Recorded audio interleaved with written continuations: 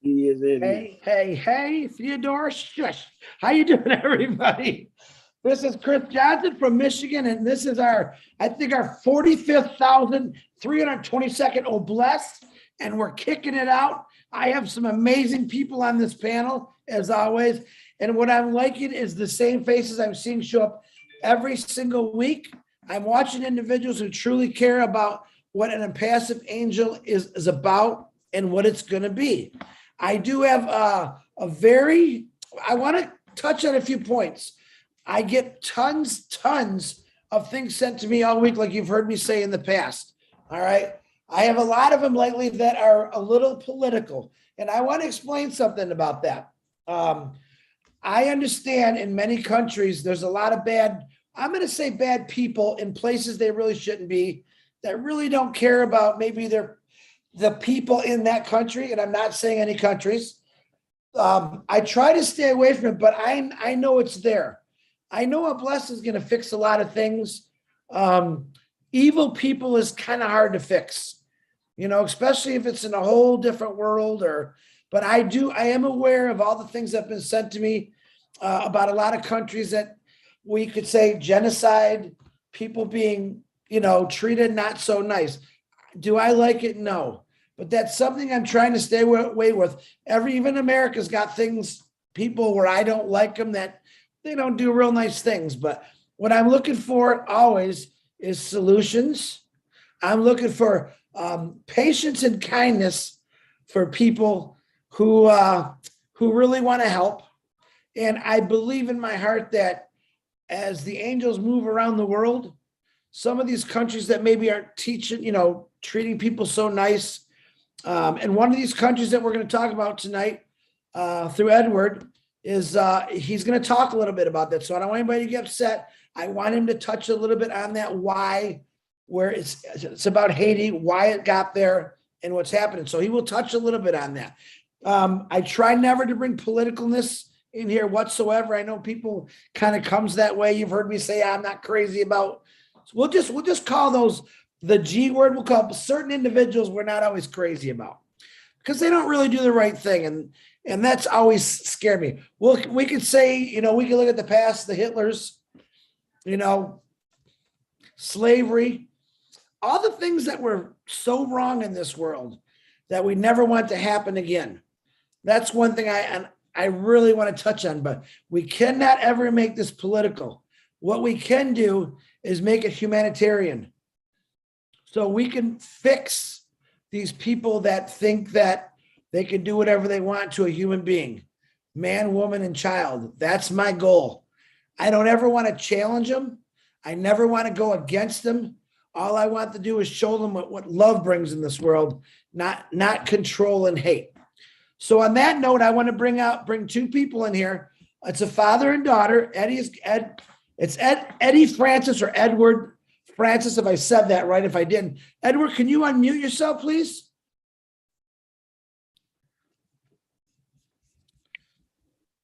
I hear something. Could you hear me now? Edward, there you are. And I know your daughter is here. Latoya, Yes. Latoya, you could jump in whenever you want with Edward. But Edward, this show is yours. Please tell us your story and what you want to do. And then once we get through that, we'll maybe have some questions and some answers. What do you think? All yours? Ready to go, Edward? Yes, I'm ready, Chris. All right. It's all yours. It's all yours. Good night to all you founders, all your kings and queens. And my name is Edward Francis. Okay. I was born in the island, a beautiful little island of St. Kitts. I moved to the Virgin Islands, US Virgin Islands, St. Croix, when I was very young. And then I moved to Miami.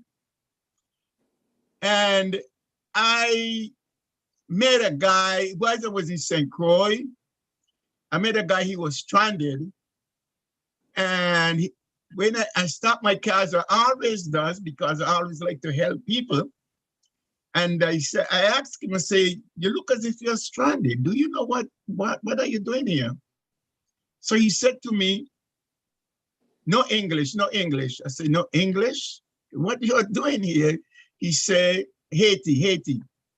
I said, well, I can't speak Haiti's language, and you can't speak English.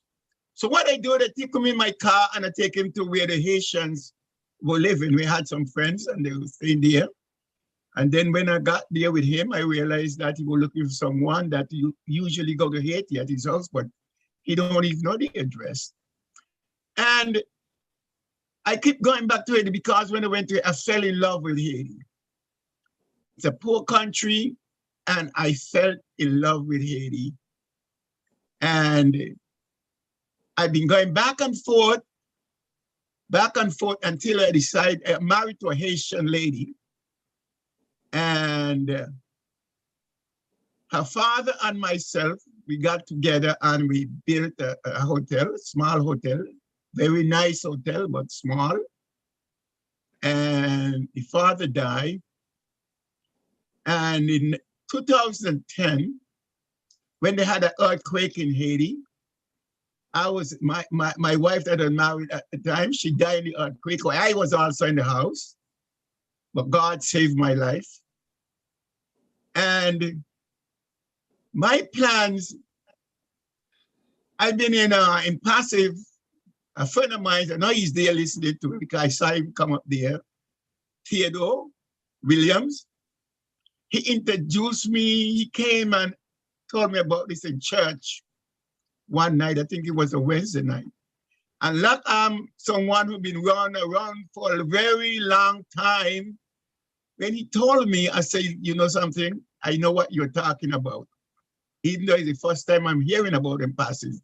But I say I was around like when Walmart and those things, when John Walden was selling things out the back of his car. And then he started to sell shares on Wall Street for $3,000. But I had money at the time, but I didn't buy any shares. And after Brother Tia was talking to me, I tell him, you know, I would like to join it, but at the moment I don't have the money. He said, you don't? I said, no. He said, you want to get it? I said, yes. So he signed me up and I got the money and gave it back to him.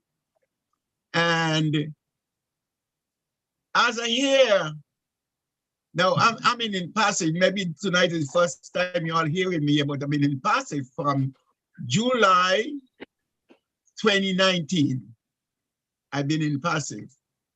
And I never come on the panelist or anything like that, but I've been very active, getting people to join up and stuff like that. And me and my friend there, Theo Williams, we're very good friends. So when I first heard what In Passive was doing, every time, well, Theo signed me up, but every time I hear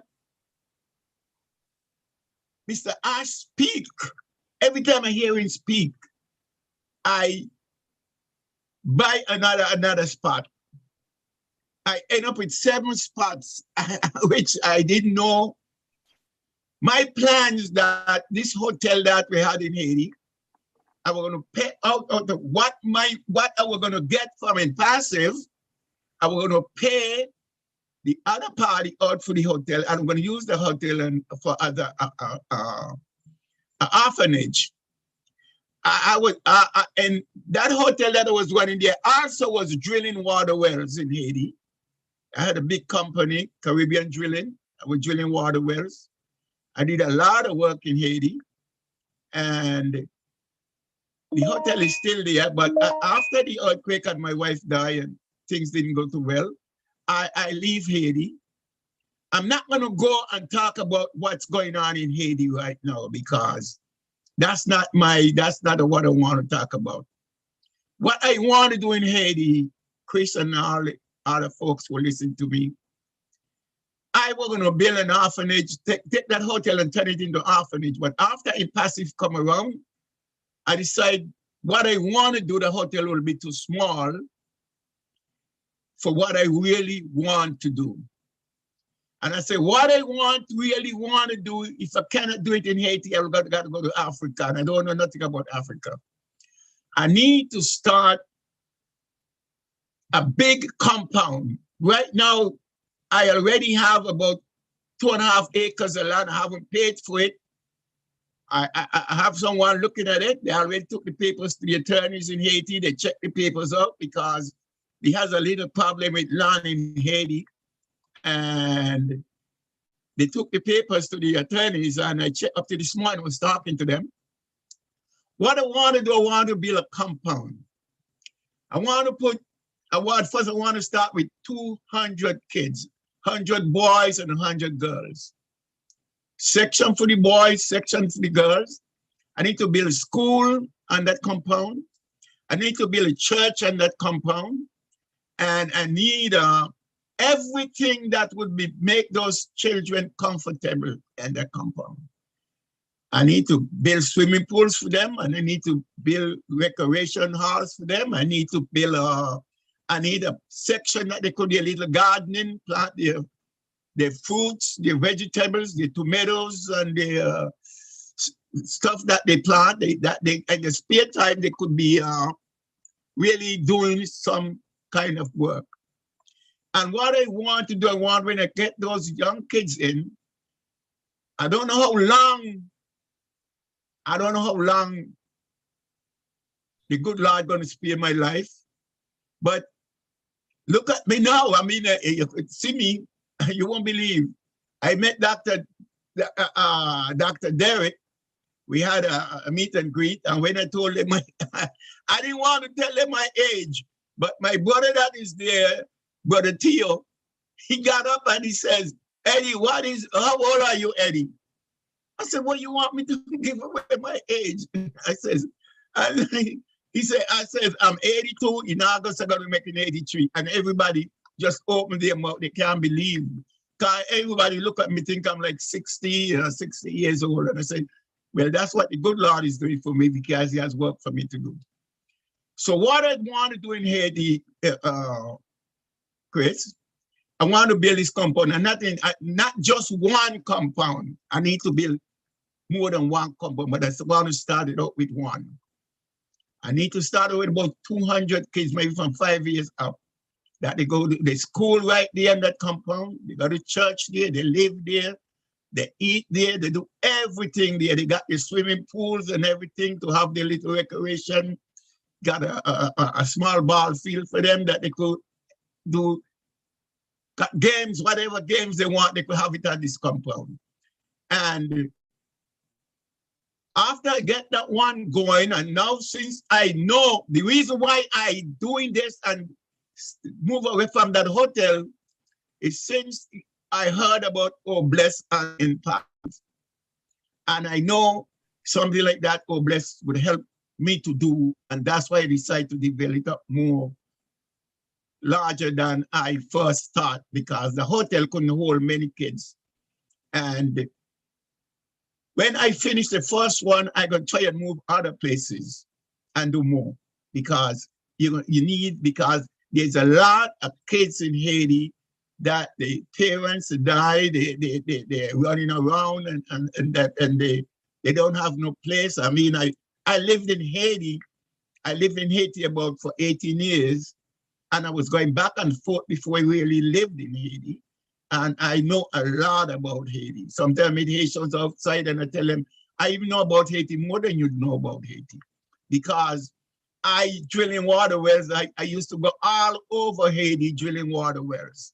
And I know a lot about the country. And now everybody in Haiti who knew me, they are calling on me. They wonder when I'm coming back, when you're coming back, when you're coming back, when you're coming back. So my aim right now is to build orphanages, and orphanage to school all the way up from junior high all the way up to college, because we could do that, all that, and virtually and in passive. Could do all that, and then when I finish with one, I'll move to another one. Like my daughter Latoya, she told me that we're not going to just do an orphanage. We're going to try to do some homeless people, because there's a lot of homeless people in here. So this is what my plans are right now, and I wanted. And this is my first time I came. Since I've been I listened to all the webinars, all of them, always on the webinars. But I never come on as a panelist. But I listen to all the webinars because right now I'm retired, I'm not working, and I have hard time to do the things that I would love to do. So this is my plan, Chris, for what I want to do for Haiti, is to build orphanage, get the kids while they are young and bring them up that when they get out of the compound of the school, they're ready to help their family and help their country and help other people. This is my plans right now for Haiti, Chris. And this is as far as I could go for tonight. If anyone want to ask me any question, I'm here ready. So, Edward, yes. number one, I appreciate what you're doing, especially how young you are. It's not a big thing. What I'd like to do is I would like for your daughter, if she would like, Latoya, just to tell me a few words about your father. I did talk to Latoya today.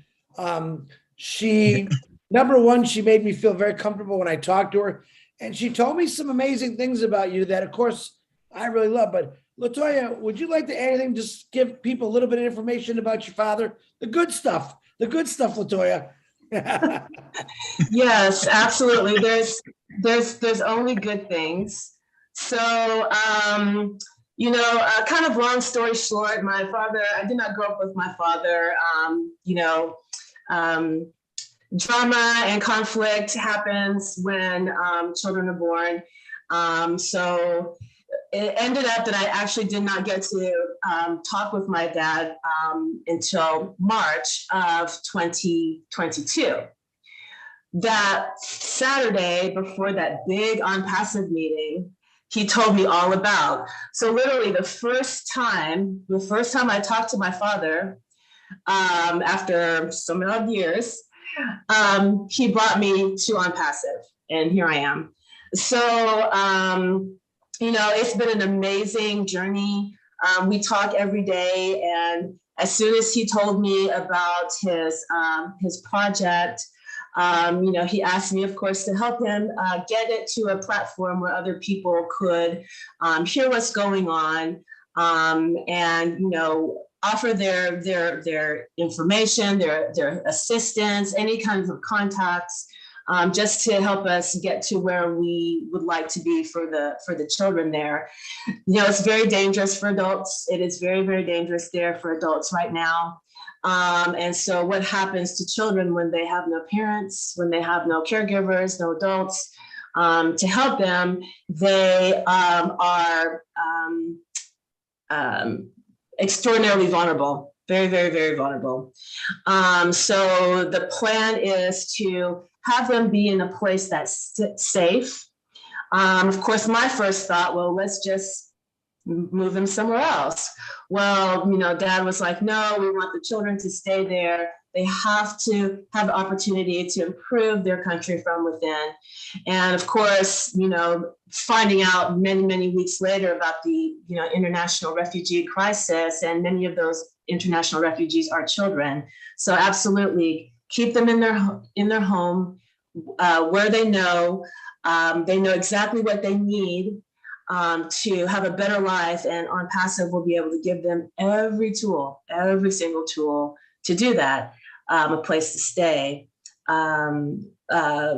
food, water, shelter, security, support, education, healthcare, anything that they need.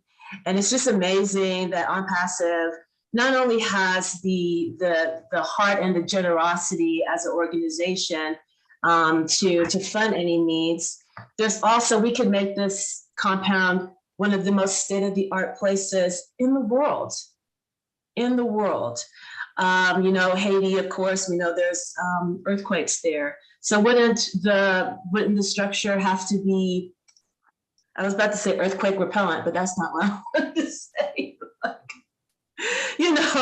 So the place where they would have to live would have to be safe, for any, natural disasters that would happen. And not only safe for that, but safe for people coming in and out. I know OnPassive has the facial recognition and being able to give a report on people's expressions and emotional state at the time. Well, wouldn't it be great if we knew that anybody coming in and out near or around the compound, we know what's going on with them, like how they're feeling, the kids or visitors. So, the basic desire is to help the children there. And the ways that OnPassive can help them are unlimited. So that's what I would say. Thank you. Latoya, I appreciate that. I have to agree with your dad in a lot of ways. As far as, refugees basically getting taken from your country, your home, and just thrown into a whole new country. It's a shocker, especially for little kids. I really commend your dad for saying, no. These kids are the future of Haiti.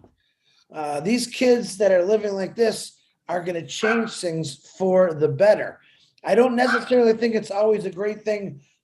Of course, we got to protect people. I understand why it happens.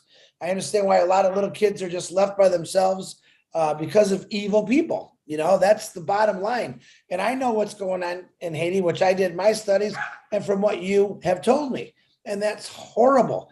But I commend this project because it will work. I know it'll work. You know why? Because there's people like your father, like yourself, like Theo Williams, who want to make changes in that country.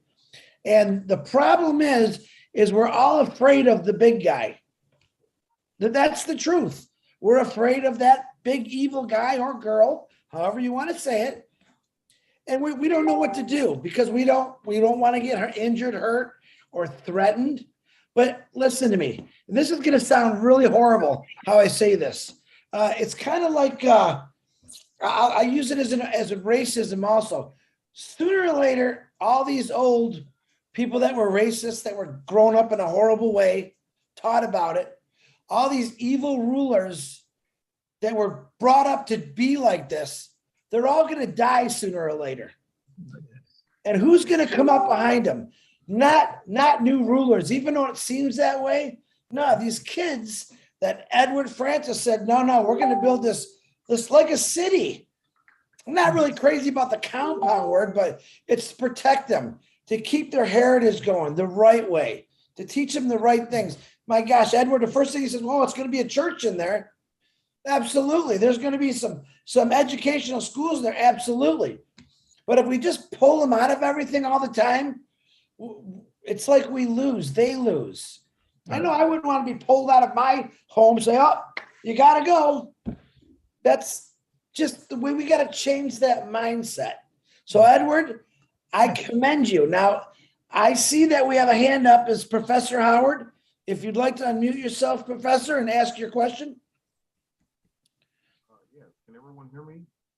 Very little. Can you just speak a little louder? Okay, I'll try to speak directly into the microphone. Is that better? There you go. That's a little better. All right. Yeah, I've got some serious problems here. I had to put the computer on the floor because before it was making so much computer noise with the fan and all, and it was just every time I get on, it's like someone's saying, "Okay, yeah, we can't probably make you out or whatever." But anyway, if you can hear me clearly, very good. I can hear you. Address this. My heart goes out to anyone such as Latoya and her dad. I mean, I think they're wonderful individuals. What they propose is something that's more than significant. I mean, we've got to do something about that problem. It's a serious problem. As when I was a kid, as a matter of fact, here in the United States, I was bullied, a lot earlier because I was like, I didn't want to fight anyone. I didn't feel like I had to prove myself, to be the most notorious person to deal with these idiots. All I did was basically let it beat me up. And would you believe that the only reason that they stopped beating me up is because I would sing to them? And I used to sing really well, and in the early days, like even in the 6th grade, when I first came over to the new school and everything, and I wasn't very well accepted because they think I'm nuts because I'm a nerd. I'm the electronics guy, all kinds of things. But anyway, I used to get bullied really bad. And finally, the only way that it actually stopped was basically one day I said, okay, fine, they're going to beat the daylights out of me anyway, so I might as well fight back. And I finally did stand up to myself, and I beat the crap out of this big guy. He's way bigger than me. He's taller. I was intimidated. You know, one day he put his hand out in front of me, and he put it on my chest, and my heart was palpitating so bad. He said, Robert, what's wrong with you, man? What the hell wrong with you? I said, Stanley, why don't you just leave me alone? I don't want to fight. I don't want to. He said, I'm gonna beat you. You know, I'm not gonna say it, but you know. But anyway, after that, I said, no, I'm not taking him. I actually knocked him down, grabbed him, put him between the strongest muscles I've got in my legs. I had him on the floor in front of everyone. And I got instant respect that day. They only understood violence. And it wasn't until I did that, he started treating me with more respect. But I was saying to Stanley before, and he would, he'd lay off. But anyway, the only thing I'm saying, I applaud Victoria's effort, Dad's effort, and I know they're going to be heroes in the country in relationship to that. Because in a way, I felt like I was the hero, in my sense of, defending myself at one time. But let me just say this, I'm gonna cut to the chase and I'm gonna give a lot of other people good airtime. As you know, I'm an inventor. And you and I've talked before, Chris, and I had you laughing about different things a while back. I love you, man. You're just marvelous. You have so much value. I love everything you express. You come directly from the heart. I'm a man from the heart. I love people. And I will say this, I've got something that whenever I can find out how to get on this, because I understand Ash is welcoming ideas from us. If I can send him my schematics, the drawings, let the experts do what they will with this product, I think we're going to revolutionize something else. Another thing we can add to our income without passing. I'm the guy who invented the toilets that flush by themselves over 50 years ago. Okay? And they stole that from me. Now, what I like to do, I've got a newer version of it. It's an upgrade. Can you believe that you can install it without any tools? You don't have to be a techie. You can just set this thing into the top of the toilet bowl and then, just hook up the chain and you're done. You plug it in with a long cord. It's perfectly safe. It's watertight, no electrical problem. The thing is I designed this thing so that anybody can install it within about a few minutes, if that long. You don't have to be a techie. Real easy to do. You drop it down in there. It holds itself in place and it will flush the toilet when you walk up to it and leave. It knows when you've used it and it flushes. It doesn't get any more straightforward than that. They don't have an upgrade kit, to my knowledge. All these companies, they're still building this thing the way I did it 50 years ago. And you have to have a professional install it. They charge a fortune for it. We can do it at a low price point. And I'm sure if Ash decides to get on board with it, I would love to just give him the exclusive rights to build this thing. I don't care if they put my name on it or not. Whatever they can do with it, And I know you can probably get better in touch with Ash than I can, because I don't want to disturb him. I know he's very busy. But if you can just somehow let him know to contact me, if I got to give him a phone number, email address, however you can get in touch with me, and I can just send him what I have. All right, Professor, let's do this. Keep your idea, have everything documented. There's going to be a time and a place where Ash is going to be looking for new ideas. And there will be, from what I'm being told, there's going to be a little thing in your back office that you can send these ideas to. But right now, he does want to hear different ideas, but he also wants to get what he's got going first. Oh, of course. So one of those things, thank you. One of those, a lot of people have sent me ideas. I don't want you to send them to me. I want you to keep them for yourself. Okay. And when Ash is ready to start listening to these ideas, he'll listen to them. Go ahead, Julie. Professor? Yes, Julie. How you doing? I'm gonna put Chris's contact information in the chat. And why don't you just forward what you have to Chris, and he knows exactly where he will send that to, okay? The best is to send him what you have. Julie, I appreciate that very much. I So I'll will. put a chat for you privately to you. Okay. Yeah, because like I say, I don't want to interrupt anything Ash is doing. I know he's very busy. He's extremely busy. What's a privilege when we can actually have him? I just feel like I know him. And I feel like I know all you guys. Y'all are just family. I love y'all, Julie. And one day we'll probably lay an eyeball and handshake on each other, a hug and all that. But we are on a roll. And when I tried to tell my people that's under me, about what's going on now, because a lot of them don't ever log in. They never go to the back office. They just don't seem to do anything. I said, look, you guys need to plug in like Chris and Marty DeGarmo and Red Redford and Mr. Morlock. I mean, all these folks, y'all all just fantastic.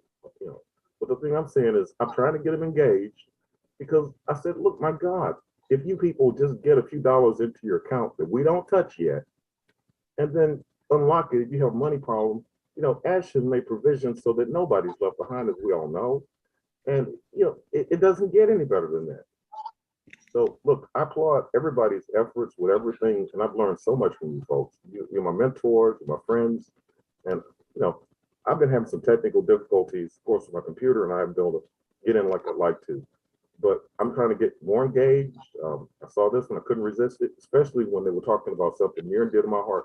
Because as I mentioned, y'all heard my story. I've been bullied, but yet I overcame it. And I emerged somewhat of a hero because people looked at me, they said, Howard finally stood up. And then they started respecting me, And that, it's a shame that there are people like that in the world, but we got to face it. Everyone is not of our heart. They're not, good people. And we've got to do something to try to eradicate that, protect people, as Latoya and her dad are doing. I applaud that. I applaud everyone's efforts. Professor, if I may, I just send it to your chat right now. Okay. And please include all that information that's there. Uh-huh. To Chris, and then, well, good. Thanks so much. Thank you so much. Julie, I appreciate you very much. And also you, Chris, y'all just great. Yeah, Julie, put your email in there too. All right. So I'm gonna double send it to both of us, Professor, please. Hey, I certainly will, Chris. Absolutely. And like I say, we don't want to bother Ash with too much. I know he's got a lot on his plate, but when I can, if we can do this could probably add to our product line because, I feel like we do a lot better than the companies that are charging people too much for this thing. This thing should have been in the home. I tried to do it years ago as a cheap version, as a kit upgrade. And that's what I started with. And then they ran with the ball and put this thing out and made a fortune and left me out. My attorneys sold me out to foreign industry. And they made a fortune, Mitsubishi and all their subsidiaries. They're in the big umbrella companies. I could just go on for days to name companies, Air Delights, Neutralis, Impo, Toto, Zern. There's just so many companies making my stuff. But I think we can compete with my earlier product because it's way ahead of what they did. I mean, we can even add speech recognition if we want to. You just say flush and there it goes. It just does its thing. But I'll let the engineering team do what they want to do with it. I'll present everything I have, and in good time, we'll get this hopefully going. Thank you, Professor. Both of our emails are in the chat. Let us know if you got it. Thank you. Right. Yeah, let me go and look and see if I can see that. Okay, I see live webinar here. Okay. Ooh, everything disappeared when I live webinar. Gosh, I just had all that. I have the chat on. Professor, you got a Facebook? Yeah, I've got a Facebook. Uh-huh. You got my contact, probably Julie's too. Yeah, if you don't get there, just send us the information through there. I have a couple things that were brought to my attention when you said that, so that's why we're asking for that information. Oh, very good. Okay, very good. All right. Well, Right. let's get off and let other people have a chance. Like I say, Yeah, I really want to get back to Haiti. Yeah. Yes. Oh, yes. Absolutely. But I appreciate it, Professor. Yeah, I appreciate it. Take care. Okay, so there you have it, folks. Out of the blue, we got a guy named Howard, Professor Howard. If I remember Howard, he's also a comedian too, but just an idea like that. It actually caught someone's attention. I won't tell you who. And they said, get the name in the email. So, but I want to keep it to Obless. Robert, from now on, when you have those, or anyone, if you have ideas like that, I'm going to see if we can make some kind of, I know Julie's got an email where those can go, but my thing is, when you have ideas like that and other people hear them, you heard what happened to you the first time, Professor. That's why I like to keep things in people's heads. It's not that I don't trust anyone sometimes when it comes to ideas. I myself had an idea like that years ago, and I told someone and they ran with it and I lost it, but that shame on me. But when you guys hear something like this, be in consideration. Professor probably put a lot of work into that, and just ignore what you heard and let it run. Let Professor do what he's got to do. All right, back to Haiti.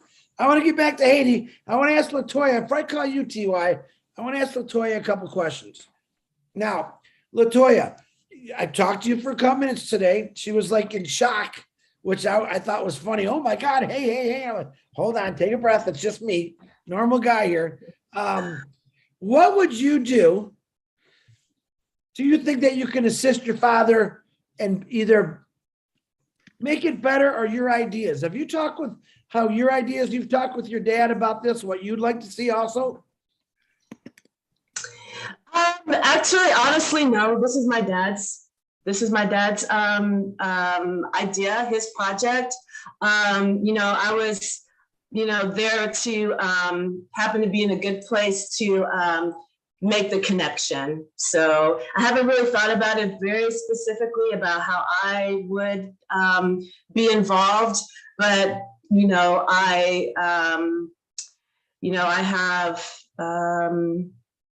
I'm 100% committed to my success and to my dad's success.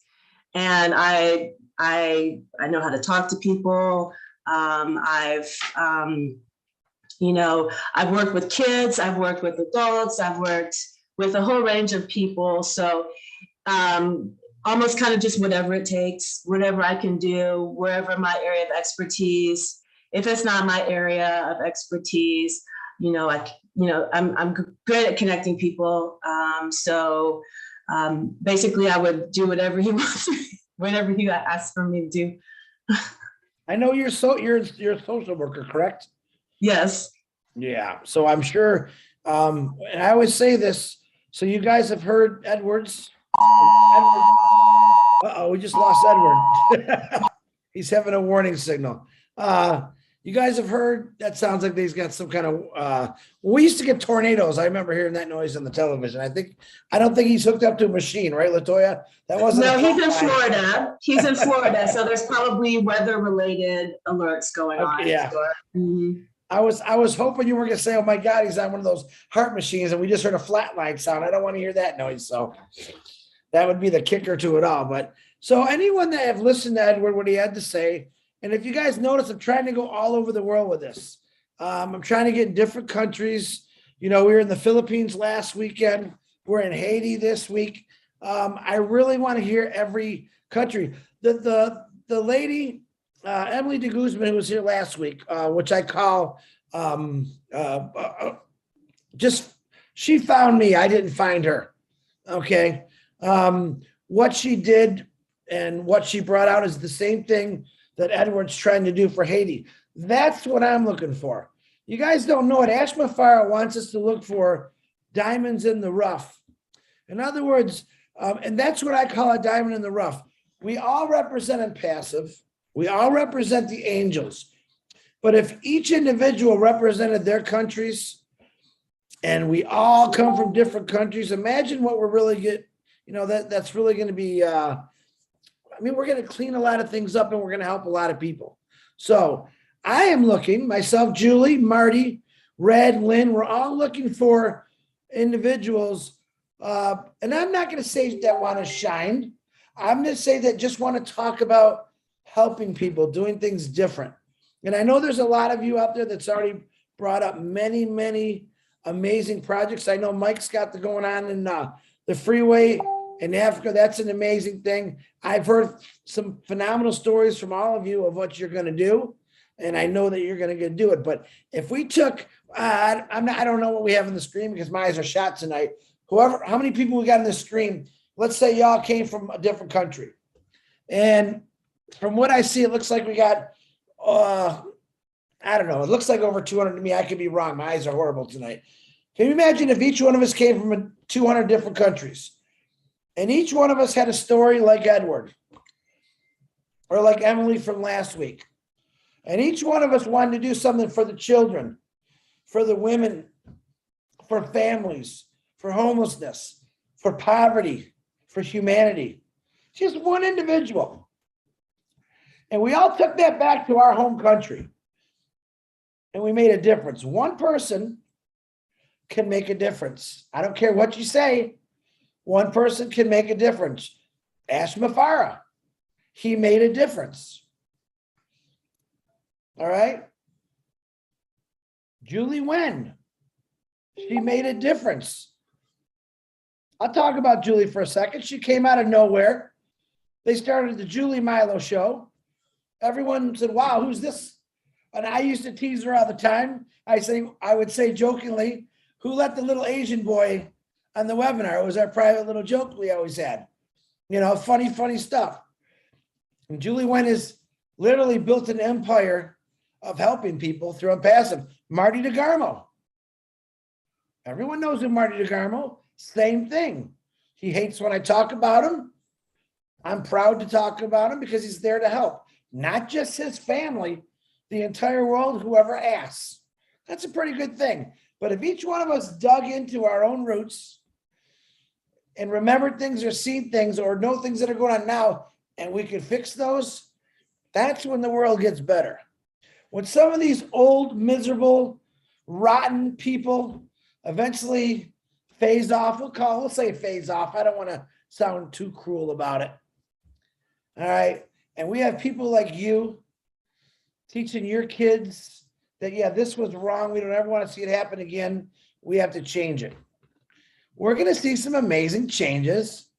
And it really is all because of Impassive and the power of the people and the foundation and what we're going to do, period. It's that simple, guys. I'm letting you know that this is this simple. We've already changed things. Now we got to do something about it. And that doesn't mean put our berets on, put our army boots on and march on. No. We're going to do it in a positive way. We're going to do it with love and we're going to do it with kindness. Are we going to come across some mountain men, mountains of ignorance, mountains of negativity? Absolutely. Absolutely we will. But 1,500,000 to start, ain't many people that's going to stand against us. Let me tell you that. Because technically we're trying to help out their country.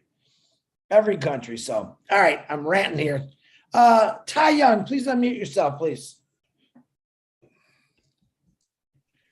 Hello. I just want to say to Latoya and Edwards that's a beautiful idea, and I want to help all I can in any way I can.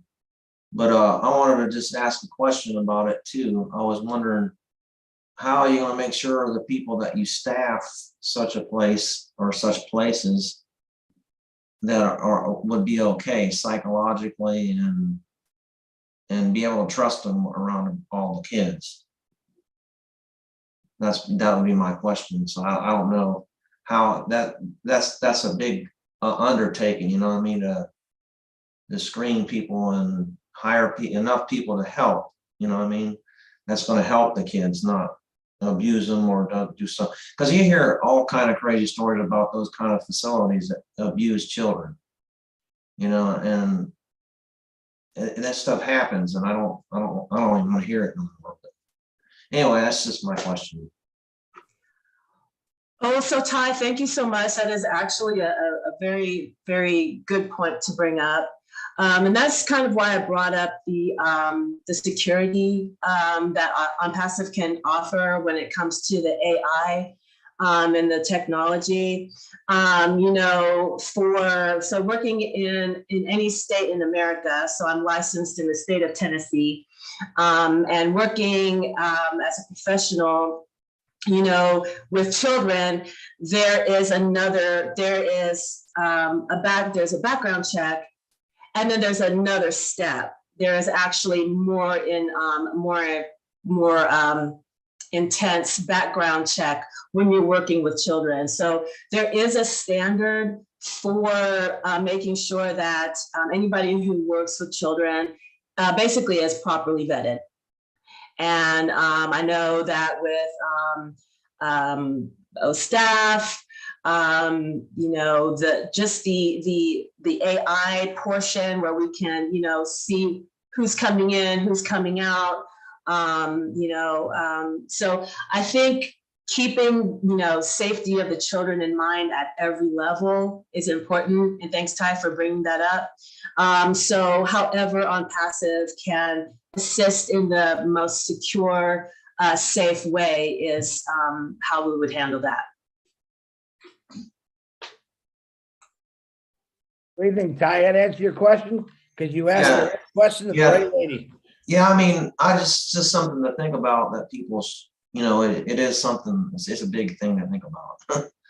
I just wanted to help. I just want to help with the conversation and give other people same thoughts and same ideas so that they, you know, if they decide they want to do the same thing, what it actually takes, what it's going to take. It's anything can be just money, you know, it's going to be a lot more trust, honesty, sincerity, love, compassion, and that's a lot to ask from, you know, who knows who. That's why I said that anyway.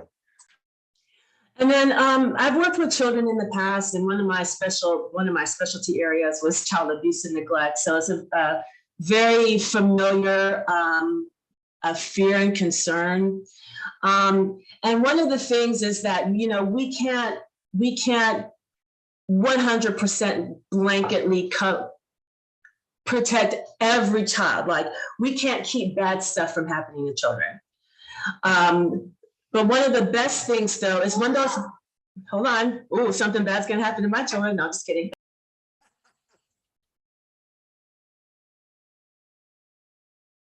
Do that live, guys. That's a mom right there. That's good, Latoya. You're okay. Okay, so you can't protect children 100%. You know, we would love to do that, but life is life. Things happen, bad things happen.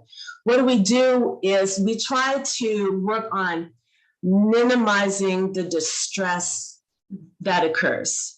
So I'll give you an example from me and my two kids. We were taking our babysitter back home, and where she lived was it was one very narrow road, and it had been raining, you know, in the Pacific Northwest right now, and so we had actually pulled over to the side to allow her mother to drive past us. And when we moved over to the side, we ended up getting stuck in the mud. Didn't realize it, and then I tried to pull out, and as I drove, hit the gas, it just sunk us deeper in the mud, and so we were kind of tilted. The kids were freaking out. They were freaking out. You know, I was freaking out too, because it is weird just kind of, you know, being tilted to the side. But what happened is that it was technically a trauma. Okay, they were distressed about it. They were scared, you know, and I could not stop us from getting stuck in the mud. But what I could do was help ease their distress. Hey guys, we're fine. We just got stuck, you know, and doing the explaining. So even if something unfortunate happens, we hope that it doesn't, but we can't control that. We do our best to help make it easier. We also want to give kids the opportunity to speak up. That's one of the things that kids don't really have. They don't have the opportunity to say, hey, this is going wrong. This is how I feel about this, you know? And so giving kids a voice helps to protect them, because things that happen to them, bad things that happen to them, usually happen in secrecy. You know, we don't know what's going on. They don't have a voice. They can't say, hey, we're in trouble, we need help. So also giving kids a voice to speak up for themselves. Because for my kids, they had a traumatic experience, and what do? They talked to me about it.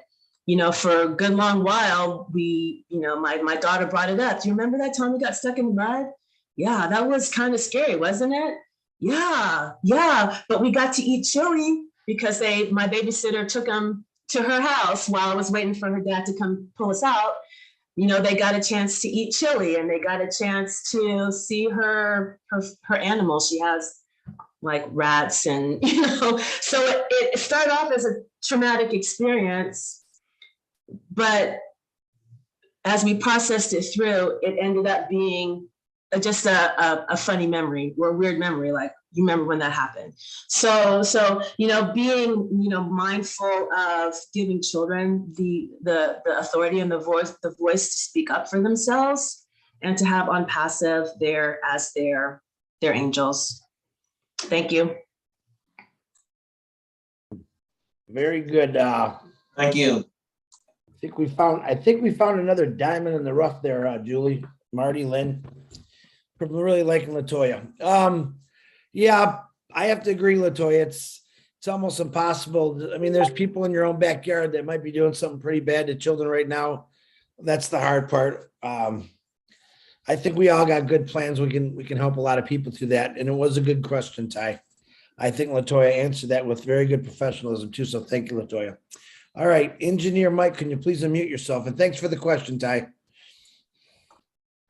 Hello, everybody. Good evening, our leaders. Another great day here in our Unpassive blessed brainstorming. I just wanted to the topic is a great one. Thank you, Edward. Thank you, Latoya, and our big bro, Professor Howard. Thank you very much for and all the other speakers who have spoken before. Thank you for your question. So I wanted to know if, Edward, if you have any connections, if you've gotten connected or Latoya with one of our sisters, Amadine Dakotin. She's from Haiti, and she was, I used to work with her. She's getting all these big programs and plans. I don't know if you people are working together. Is that something that she can be a force to reckon with in that kind of a project? She has a goodwill, and she's ready to do something too for the Haitians. So I think if you guys can come up like a force, it will be a very big one. I don't know if you guys are in contact with each other. Not now, but we will. I just wrote her email down. She left it in the chat, so I have it down. Yes, thank you. You're welcome, Latoya. That's all I got, big bro, for now. All right, who are you calling a big bro? Man, I'd be like a rag doll in your arms. You know that. All right, Michael. Thank you very much for bringing that up. Appreciate you. Once again, get with Latoya and Edward, but I'm sure Latoya is the main keeper there because Edward, he's very young and that technology might be not used to it. So send Latoya. He's used to being retired. He's used to being retired. Yeah. He's not into working too hard. It's a good thing. It's a good thing. But you guys want to connect with Latoya and her father, helping out with this project, please send private chat to Latoya, your email, phone number, whatever, and connect. That's what a lot of this is about. Or Theo, because I see Theo. I think he's a part of this. Theo, before I call on Tina, would you like to say anything, Theo? You seem to be really inspirational and part of this with Edward there. Very much. Thank you very much. Well, most I could say, the discussion is a very good one when you have to talk about kids and building hope, in children and everything. I mean, it's a good thing. And I just want to say that it was good that I could have made contact with Eddie and in such a way. He have good experience, and I know he lived in Haiti for quite a while. So he know exactly what he's talking about. And he's seen it, he's seen the situation, so he could talk about what he have seen. And that is very good. So, but, I'm just here willing to help, willing to assist and give my best. That's it. Thank you. We appreciate that, Theo. We really do. Because you never talk, man. I think you're another diamond in the rough too. That's what I think. So I'm glad you spoke tonight. All right, my beautiful Tina J from Singapore, please unmute yourself, young lady. Good morning, good afternoon, good evening, world. Tina from sunny Singapore. I just have a question for Latoya in regards to sustainability of, the orphanage and everything that you want to do for the children. One of the question is, of course, education. The other thing is about resilient building. I'm sure they are already resilient given their I would say unfortunate situation. But I was wondering what else besides just education, the formal education in terms of career building as well, because I think I heard Edward mentioning with regards to youth that it's walking around and not giving back to the society in terms of work and career. So my question would be, what are the sustainable programs that you would like to see in the orphanage? And at the same time, Edward also mentioned, or was it you who mentioned about, the homelessness? So we do have that demographic of people in Haiti, and whether there's any plans to integrate them, to have an intergenerational conversations between both of them in terms of sharing life and sharing what they know, the difference between what the old days and also what is in the future for the children, and getting the oldies to come or to be in the now, so to speak, especially in this digital world. Edward is a very young 80 plus.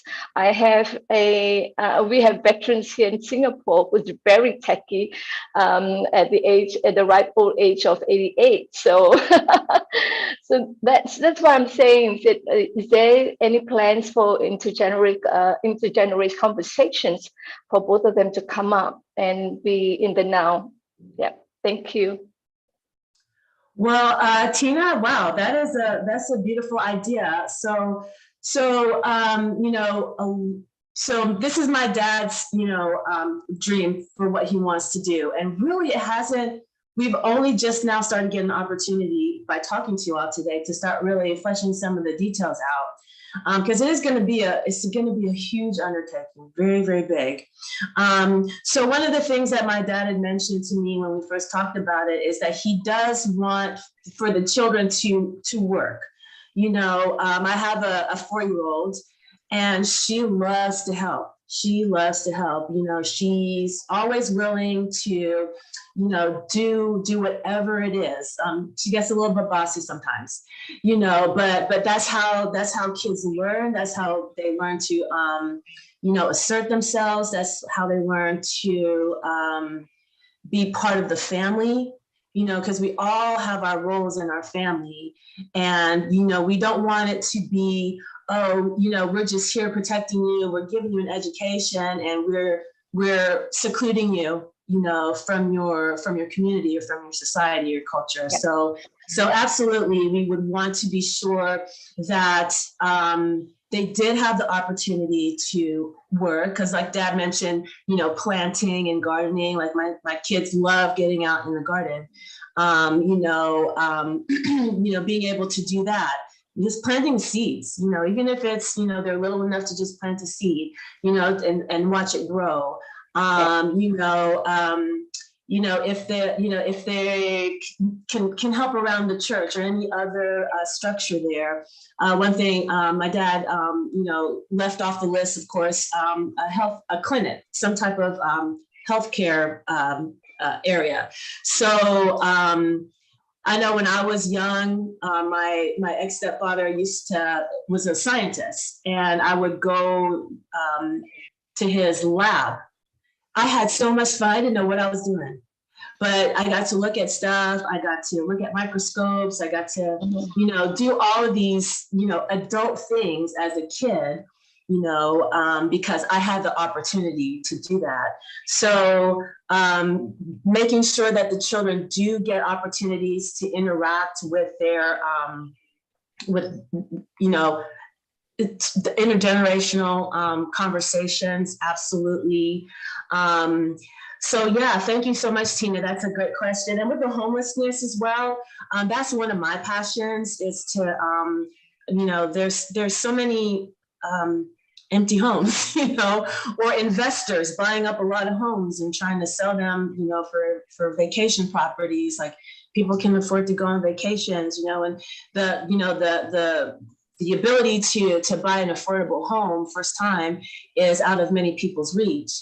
Or there's a lot of like commercial properties, like multi-residential places like apartments and things like that. On the market here, out here in Seattle area, you know, imagine, you know, like having, you know, putting that together and, you know, fixing it up for, you know, for homeless teens or, you know, for homeless vets, you know. So, I mean, homelessness and addressing that as an issue culturally, absolutely. And how can we get the children involved? What are they, how can they see people going from homelessness to, you know, doing something, having a place to stay that's safe, that's earthquake resistant, you know, that protects them. Because one of the best things for children is to have a home. My children have a home here. You know, they walk in on me showing me something that's broke because this is their home. You know, there's no limits for where they can go and what they can do or what say they have here with me.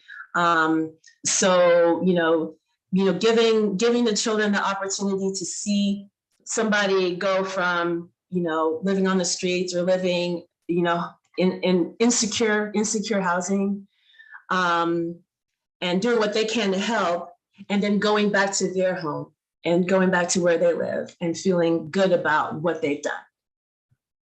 Thanks, Tina. Thank you, Latoya. Great sharing. Thank you. You know what? I just want Latoya to come with me everywhere I go now because she answers questions really good. Before, I have to bring someone on because he said if I don't bring him on, he's going to beat me up. So Marty, he has something important to say. Marty, can you unmute yourself? Please, Bruce and Narelle, I apologize. I don't normally go out of turn, but he's pretty demanding. He wants to say something. So Marty, you go right ahead, brother. It wasn't quite that bad, everybody, okay? I didn't force them. I just wanted to talk because I've got to go. Latoya, you are a diamond in the rough, and so is your father. Now listen, here's a prime example of not having to reinvent the wheel. If you get money in Edward's hands, Edward's going to do the right thing, right? I mean, you don't have to go out and redo it. There's a lot of people out there right now doing it with nothing. If Bless can bless them so that when they do it, they can do it at a big scale, it'll change somebody's world, many worlds. So that to me is so powerful. And yeah, Latoya, I don't know where you've been, but don't disappear again. Because there's a lot of people out there, I said earlier, there's a lot of people, diamonds in the rough, and we may miss them because the person above them, I'm not saying this is in your case, Latoya, but sometimes the people above them are turds. Yeah, I don't know what else to call it, but they're not diamonds, so they could care less if you're seen or not seen. But I love finding new people like that. I mean, this is what made the company strong, and we got a few more weeks. We got to keep doing that. If you know somebody's out there that you think when you hear her, she sounds like Latoya or her father, grab them because they do have a voice. And I know on this side of the world, we listen to that voice because that's what I love doing that. And that's what matters. Nobody needs to hear me every day. There's new things coming up. But remember, that's Bless. What Edward said, that's Bless. How many people would it take? $10 a piece, and he could build a compound or whatever you want to call it, a big one, a real big one. And it could even be earthquake proof. By the way, Latoya, they do make earthquake proof buildings. They're on rollers. Big ball bearings. They have them in, I was in Taiwan, they have them. I believe the Philippines has them. Oh, I know Singapore has them, right, Tina? Yeah. They're made of. That's right. We do have it. Yep. There's two types of earthquakes. The ones that go up and down, they're pretty nasty. But the ones that sway back and forth, they work pretty well with the ball bearings or whatever. They're huge. But yeah, anything can be done, like Ashley Farr said. And we're going to have the resources. We just got to focus it on the right place. And the only way to do that is keep digging in the dirt and find the diamonds. Some of them pop up easy, like the Toya just did. But it's because of this platform that she even had a place to say something. And whoever invited her and Edward, Theodore, whoever did, that's how you do it. That's what's going to make a difference. And I did not cut in, Bruce, because I love you. And Narelle, I would never cut in front of you because I'm afraid of you. So, Chris, give it back to him. No, I knew you had to go. So, Marty, thank you for that. I'm going to say this real quick. I know the last couple of weeks, it's been tough to do webinars. A lot of people say, what should we talk about? I was actually talking to Julie about this last night. I said, I have the easiest webinar because people already have this in their heart and in their brains. I don't really have to talk about products. I already know how great they are. I think I have the easiest webinar possible to run because all you got to do is come on and tell us how you want to fix things. It's pretty simple. It's pretty simple. So I'm really excited to be part of Obless. I really am. And LaToya, I said, I've found more gems on this website and they're popping out all over, but I know there's a lot more out there. I know I'm looking at a lot on this thing. And guys, really, that's what we're looking for. I mean, I'm going to bet $1 million LaToya did not come on here to be this vocal, even though I've heard her talk before, but she's answering these questions like she's been doing this for years because she has. She's a social worker. All right. Now her skills are phenomenal, but I know I'm not a social worker. I got a daughter that's a social worker. I can't compete with these ladies, but I can learn from them. So you don't really necessarily have to have the educational you hang around with LaToya long enough, you're going to understand what her goal was when she became a social worker. My daughter drives me up the wall because she comes home every day and she tells me about what she had to do. Her challenges see, I can't even speak right, but it's pretty interesting. But I'm learning from her. I just don't know that I am. But then I get someone like LaToya on here. I'm like, okay, I know exactly what she's talking about now. So, all right, I got to get back to these individuals. It is, listen, Brucey, I'm going to let Narelle go first because I'm a gentleman still. And I know you're waiting, but Narelle, I know Bruce is going to say, you go right ahead, Narelle, right, Bruce? Yes, I was going to tell you that anyway. I knew you would. So, Bruce, I appreciate it. You are a true gentleman.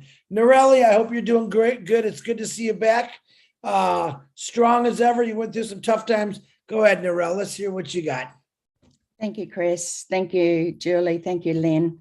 It's always an absolute honor to be here on the Obless platform. I wanted to thank you also, Bruce, for letting me go first. I wanted to thank Edward and LaToya and anyone else who spoke today. But LaToya, you touched a part of my heart because I was misdealt with as a child. I am Narelle Walk-On from Australia, and you wouldn't think that it happens. And Australia is away from a lot of countries. We are a very rich country. We are diverse. We have everything we absolutely need. But my heart always goes out to the children. One of the things that you mentioned was giving the children a voice. Now, back in my day, when all of these things happened, basically growing up in a religion or church, and this isn't against any one of them, it was said to not talk about things, brush things under the carpet. You were never given a voice to even feel confident enough to say, hey, this is happening to me. A few years ago, I put together a program called Hear My Voice. Really a beautiful program put together for young girls in particular. And it's not necessarily not saying that boys are not misdealt with, but mine was because I am a woman that I can relate to girls. But that absolutely hit my heart because it is a big thing for children to know that they are heard, and I always said to any child, keep speaking, keep saying, because sooner or later you will hit the right person who will listen. That's the big deal. We as adults, both male, female, need to listen to what our children are saying, because in between those words sometimes is hidden sadness and fear. Fear of stepping out, fear of being told, don't be silly. You know, all of those things that you hear as a child are not necessarily a child being bad, a child being naughty. There is something usually hidden behind that. So Latoya, thank you. Thank you very much for standing up for the children, for allowing them to have a voice. I think it's important that we all understand, you know, what Oh Bless is going to do for our world, you know, for the children, for the homeless, for anyone who reaches out, for those who don't reach out. You know, we need to actually be a voice for those people. And we need to let them know that there is a purpose for them. I think one of the biggest things you spoke about, your 4-year-old wanting to do and help and do the gardens or help in any which way they can. Every one of us and children need a purpose in life, because without that, we don't really have anything. You know, what are we living for? You know, for years, I asked the Lord after my heart surgery, why did you keep me alive when I felt that I didn't have a purpose? But sometimes it doesn't come immediately. It comes step by step in the Lord's way, you know, not in what we think we should be doing. So I suppose I'm asking people to look inside your heart, you know, go inside, see what it is that you really want to do. Oh Bless is a platform that will bring a change. It will bring that balance back to humanity, because as Chris says, we're all here. We're all showing our hearts. We're all here for a purpose. My purpose keeps growing stronger. And yes, I have just been through some really tough times where it has affected me quite emotionally in ways that I never thought that it would. You know, supporting my 2 girls who lost their dad just recently has been overwhelming for me. You know, you talk about the relationship with your dad, and blessings to you, Latoya, for reconnecting and seeing the vision, because that is hugely important for your dad as well. I think, you know, supporting others is a big deal. It isn't just words, it's showing of love. And you certainly show that, Latoya. So blessings to you, blessings to everyone here. And thank you, Chris, for allowing me this platform to share today. So thank you so much, Noelle. So the way that I interact with my own children, because I'm a single parent, went through a very stressful time last couple of years, and I wasn't, you know, my own parenting skills definitely needed some work. But what I really kind of discovered is I treat my children as equals. You know, they are people. You know, what I tell people is I treat them like roommates. You know, they live here. They're roommates that are broke. They don't pay any rent. You know, you have to do everything for them. You know, sometimes you have to take them to the bathroom, you know, but you know, you're a caregiver. You know, a caregiver is basically what I am for my kids. I'm there to take care of them, but I'm not there to change them or apply my unhealthy expectations to them and their behavior. And a lot of us don't know. A lot of us just are not raised that way. It took me years working in the field. And even then, I did not even feel equipped for my own kids. You know, so I had to have a change of mind and a change of heart. And we can do everything that we can for the children in Haiti. You know, we can give them everything they need. But if we don't give them voice and authority and autonomy, you know, they would be growing up still in a very unhealthy way, even though we are thinking that we're doing the best for them. Absolutely, Latoya. And I think you're right. You know, like we can, as adults and as males, females, I've always said that I don't want to throw money to people, to those in need, because I don't think it's about just the money. I think the Apple's money, whatever you want to call it, is going to help in many ways. However, it's building that structure, building that platform of allowing them to grow the way that they need to grow. So particularly the children, I was a single mum for many years. I still am a single mum. And it's a struggle out there for any single mums doing the job of both father and mother. And, you know, they say that you can't be the father. Well, you're right, you can't be. You can only be a mum to your children.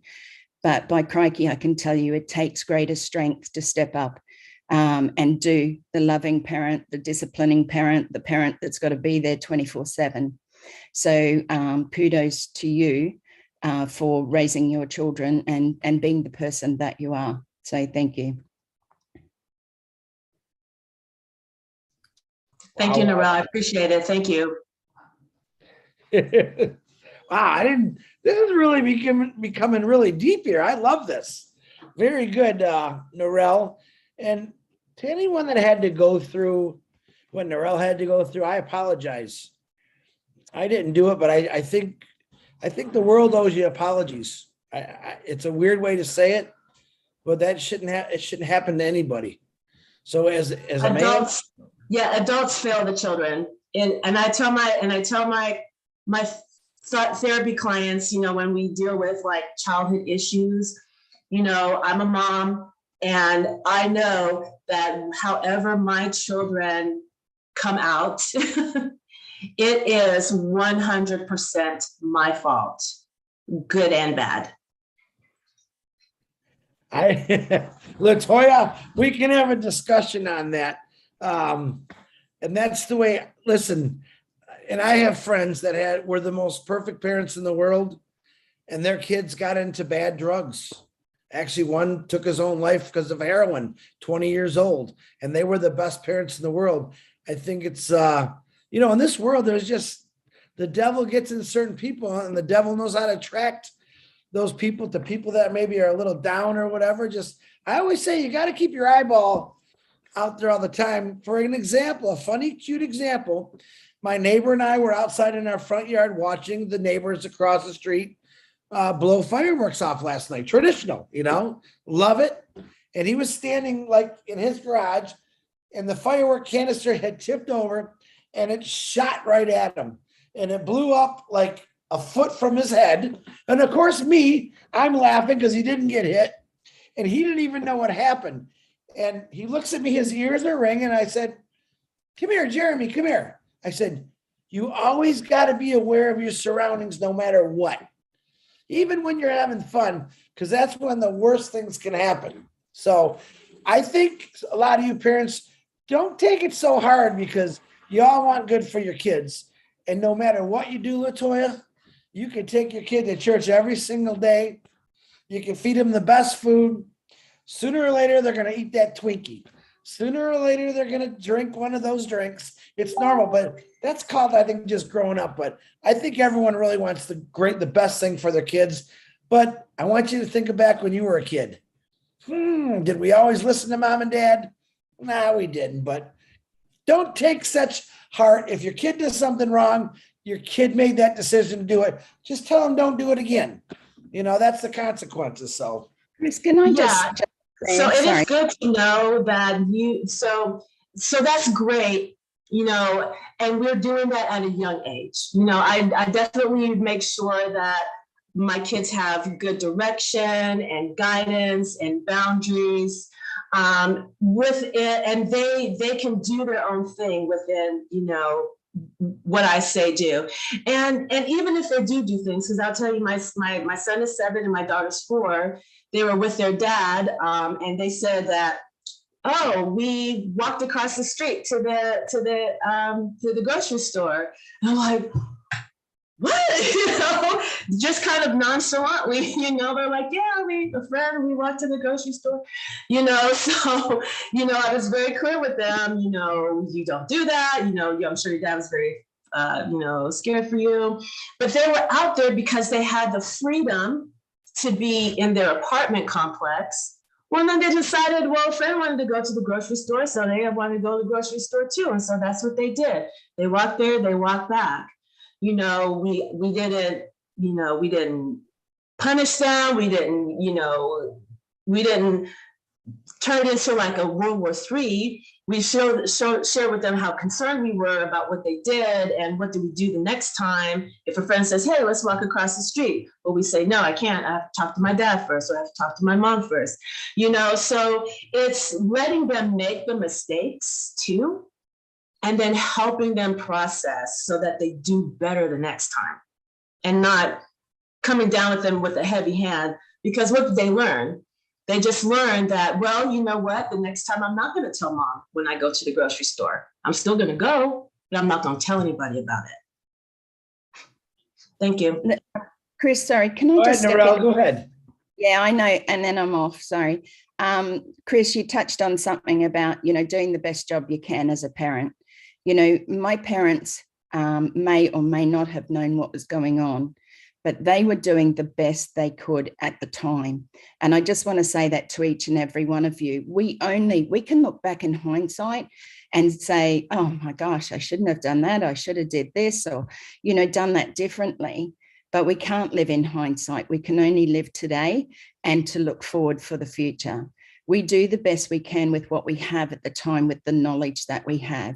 They thought they were doing the right thing by keeping quiet, or, you know, under that religious sect of, you know, not saying anything, but they only believed in what they were told at the time or their experience.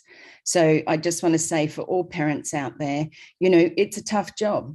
You know, we're not handed a manual to say, this is how you raise your children, step 1 to 10. You know, we're just given and blessed with children, and I am certainly blessed with my 3, because I was told I only had 5% to have them or to have any child. So they are a true blessing. But even to this day, there are some things that my children do that I sort of think, whoa, okay, I didn't teach them that. You know, the society out there says they've got to be this way and that way, and they're pulled and they're pushed and everything like that. So you just have to stay strong in your faith. If you have faith, know that you are doing the best you can today. And when you learn more, you will do more, you know. So I just wanted to share that, Chris. Thanks again.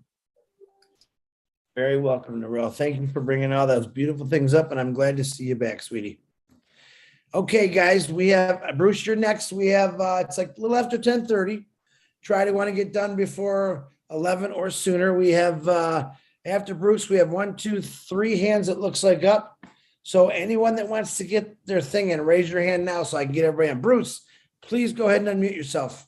Thank you, Chris. What a lively night we've had tonight. And I want to first of all thank Eddie for his enthusiasm and his passion.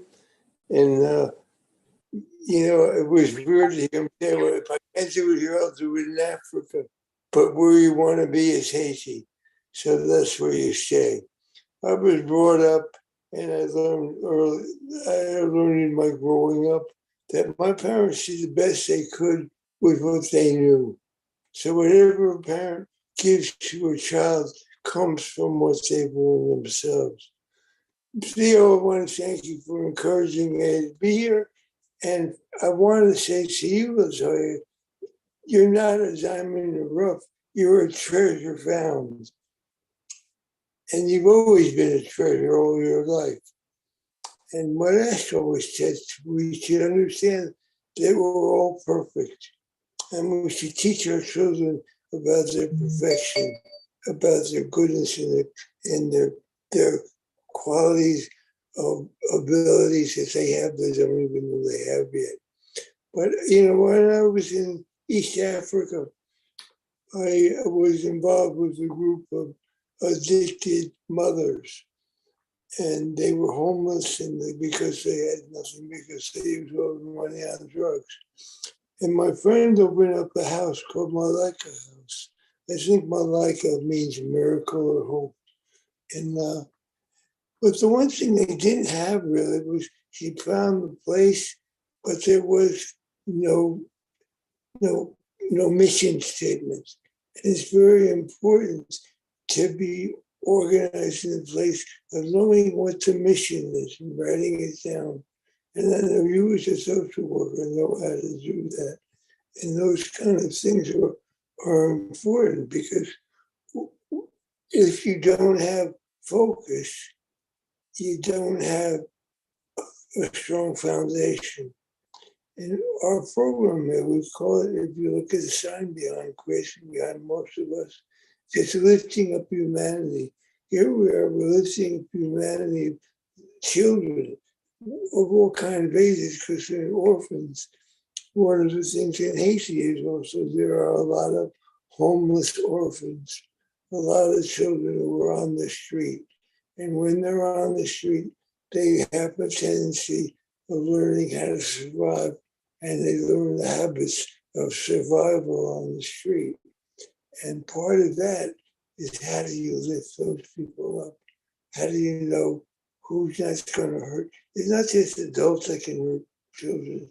It's children who can hurt children. And teaching them how to be kind, how to be passionate, how to have hope themselves is a lot of what will happen in the communities you want to build up. But it takes time, and it takes a lot of people. I'm not saying, I have no idea where they'll come from, but a lot of them will come from the Asian community. And a lot of times those people in the Asian community are filled with despair themselves. And when they see you try to do something that's just for children, they want to come aboard to help. So it's very important to involve the Haitian community in any effort that goes on, because this not only the children's home, it's the Haitian home. You've had a lot of hardship in Haiti. You've had terrible floods, you've had terrible earthquakes, and all those things can be remedied. And because you have terrible floods and terrible earthquakes, you have terrible water, and you have terrible nutrition, and all those things can be helped with or blessed. And like Rory said, even if each, not that it would happen, but ideally if each almost 1.5 million founders all gave $1, that would be a lot of help to start this.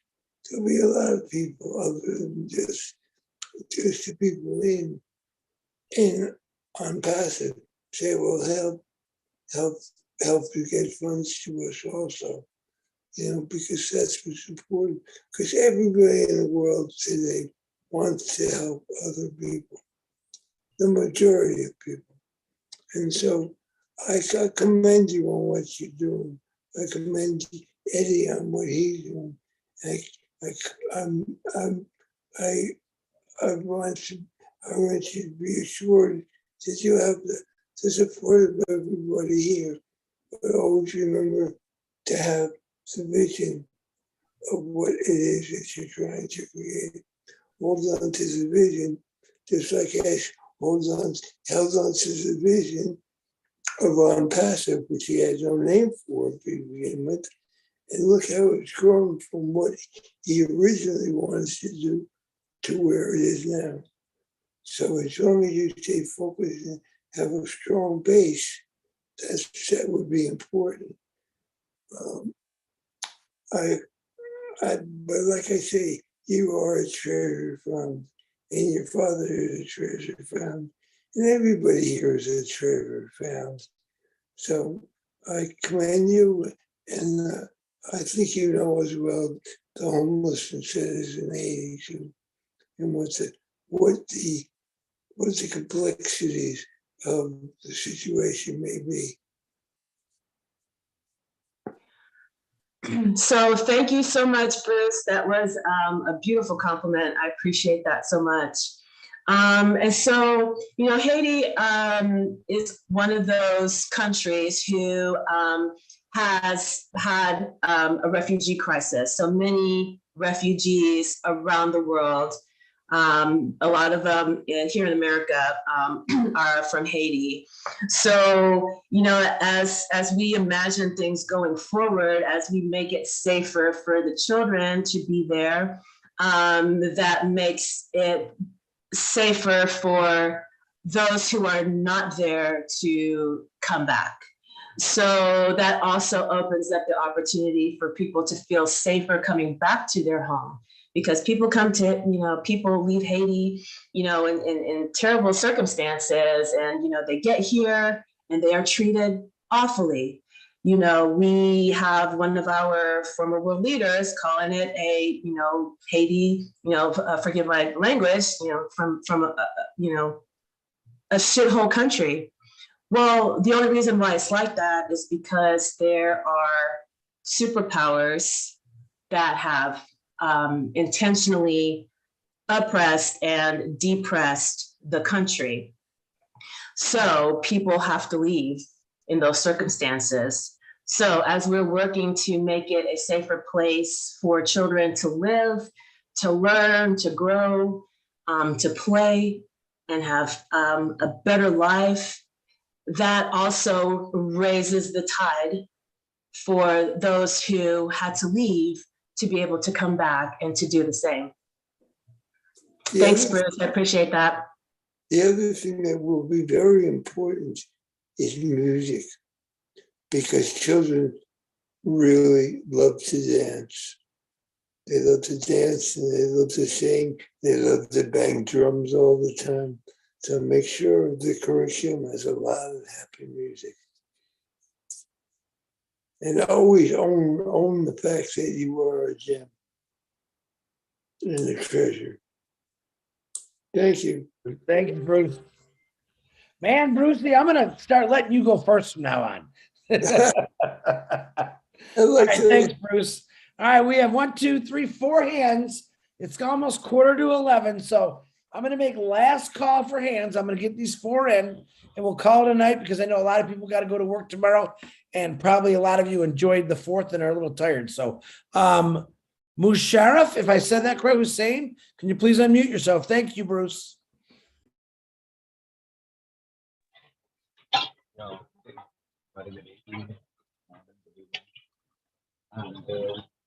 Can you hear me? Yes. Not very good. Okay, now it's okay. That's better. Yes, sir. Okay. Actually, Perry, I just asked you one question about that.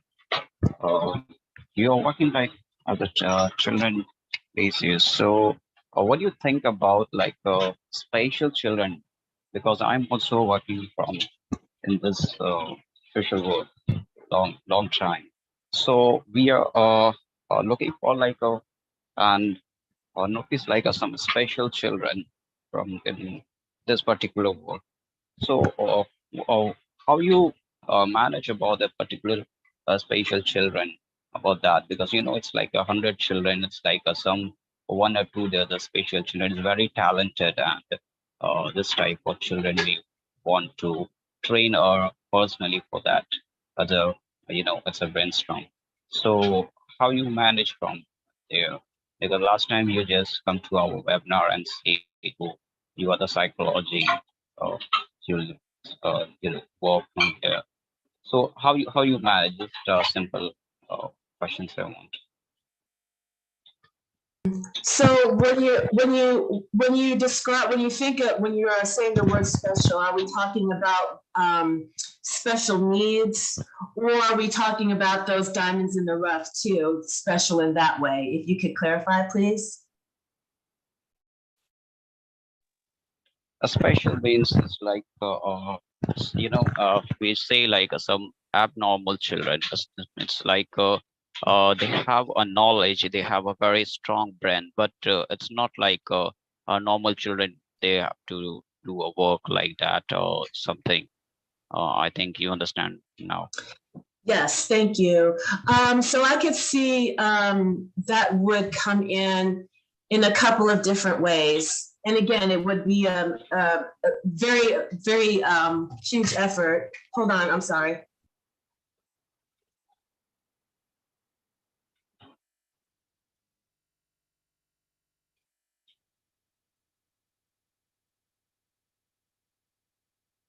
Gotta take care of those kids, Latoya. I love it. I love it. Also forgets that she walks around with half dressed. So she wants chips. So yeah, that would be, so that's not my area of expertise for sure, but I suspect there are founders who have more information and are subject matter experts in that area. So I suspect there would be evaluations, just kind of seeing what their level is, what the delays might be, and there's, teachers are able to do that. Mental health professionals are able to do that. So it would be what we call in the field multidisciplinary. So they'd have different disciplines. Addressing those very, very issues that you mentioned as a Musharraf. So it would be an effort, a collaborative effort. It would be, I would think a good way to do that is when we get the opportunity to put out the campaign, we're working, bit by bit to create the foundation and what professionals would need to be involved in those areas. That makes sense. Oh, definitely. Material, actually, that's why I'm saying, because we are working in India and your country. It's lots of country. It's a totally different. I think in India, that's a huge population, and it's very difficult to be managed from there. Why I'll tell you, because it's a family also are very helpless because they don't have money to manage from there. This is a very bigger problem too, as a special child. And one of the thing as a special child, they have lots of talent, very talented, but they're not able to do work. They don't have an option to where they'll manage from there. So we'll take that children to will like as a painting, as a different type of gaming. They're very interested. So we are developed like that. So as you do this thing to your, it's a work you added from there. So these are the work you have to manage from other special children, because it's very important to we are developed at the brain, and it's really it's a good work if we'll do that. So what do you say to your point? Yes, so you're right. I do agree.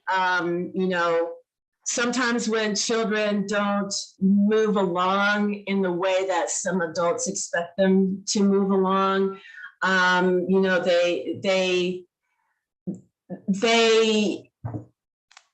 retreat to themselves. We don't know what's going on, and people either don't have the time, the effort, the desire, the will to do anything more to help them thrive and to grow and to bloom in their own way.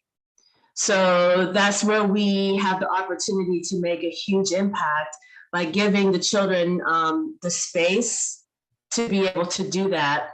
And even if there might be something that might hold them back, the brain is an amazing organ.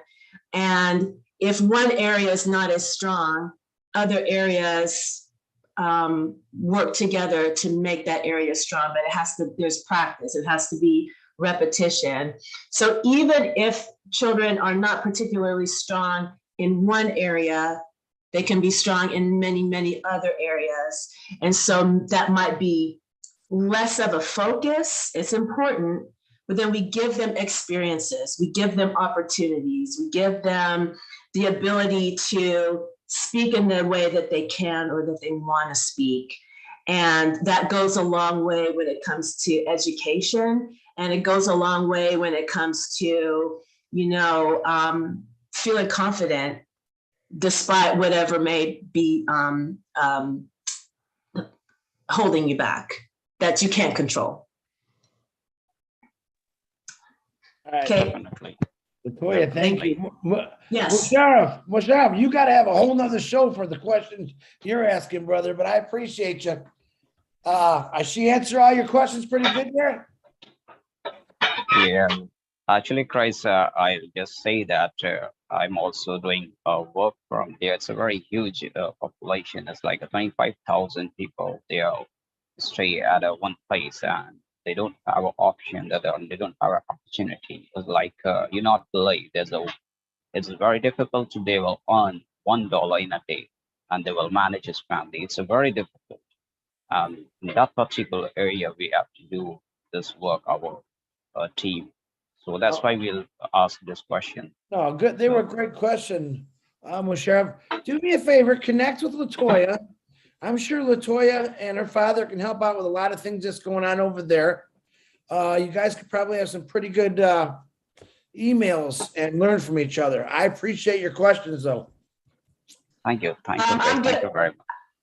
I'm going to still be around. I'll be listening on my headset, but I'm getting snacks and things. So I got you, Latoya. I'll still be here. I'll still be here. Thank you. You got to be a mom. We got you. All right, Miss Dr. Benny, my queen, come on down. Thank you so much, Brother Chris, for giving me this opportunity. Good evening, good morning, good afternoon to each and everyone. I want to take this special moment to thank Miss Latoya and her daddy for sharing this opportunity. We know that these children, they need a lot of help. And because of Unpassive, Bless is going to help. Just to ask, I do have just two questions, but let me ask one first. First of all, I want to thank those who came before me. Thank you guys for asking your question. And I want to thank Ms. Latoya for answering all the questions. Just for a little bit of research that I have done, it shows that in Haiti, with the youthful population in Haiti belongs to gangs, right? And all who lives on the street. Mr. Edward and Mrs.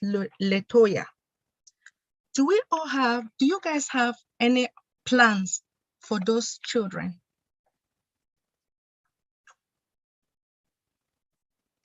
Okay, so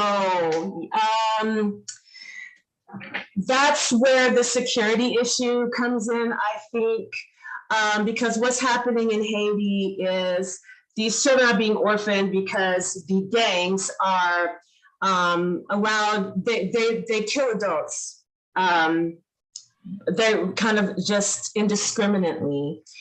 And so when children are orphaned and left out to their own devices, what happens is they find another family, and now they found family in these gangs.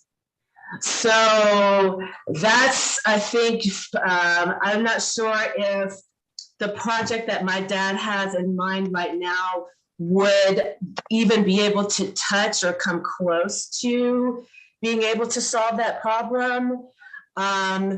However, if we focus on getting those children, when they lose their parents, getting them into a safer environment and a healthier family system than what's available for them right now.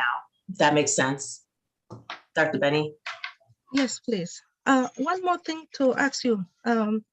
Since you guys already have the children, have you guys ever thought of asking them, or what are their goals? What do they really want to do in life? Maybe if you ask them what they want, what do they want? Do you want to be like, let's give an example, like Michael Jordan. Just giving an example. What are their goals in life? Maybe you can ask them. Thank you so much. Yes, absolutely. And like I mentioned, it's, children, they're people, they're young humans, so they have goals and they have aspirations, kind of depending on where they are, developmentally, age-wise and things like that. That would definitely be a conversation to have with the older children. As we're getting with the younger children, they have more opportunities and more experiences to get to know what they like, what they don't like. Maybe they like gardening, maybe they like, volunteering, maybe they like cooking, and they get an opportunity to try out a whole range of things. And it's the experiences that are important. And sometimes as kids get older and they haven't had those experiences, well, what do we need to do? We ask them, how can we help you? What do you need?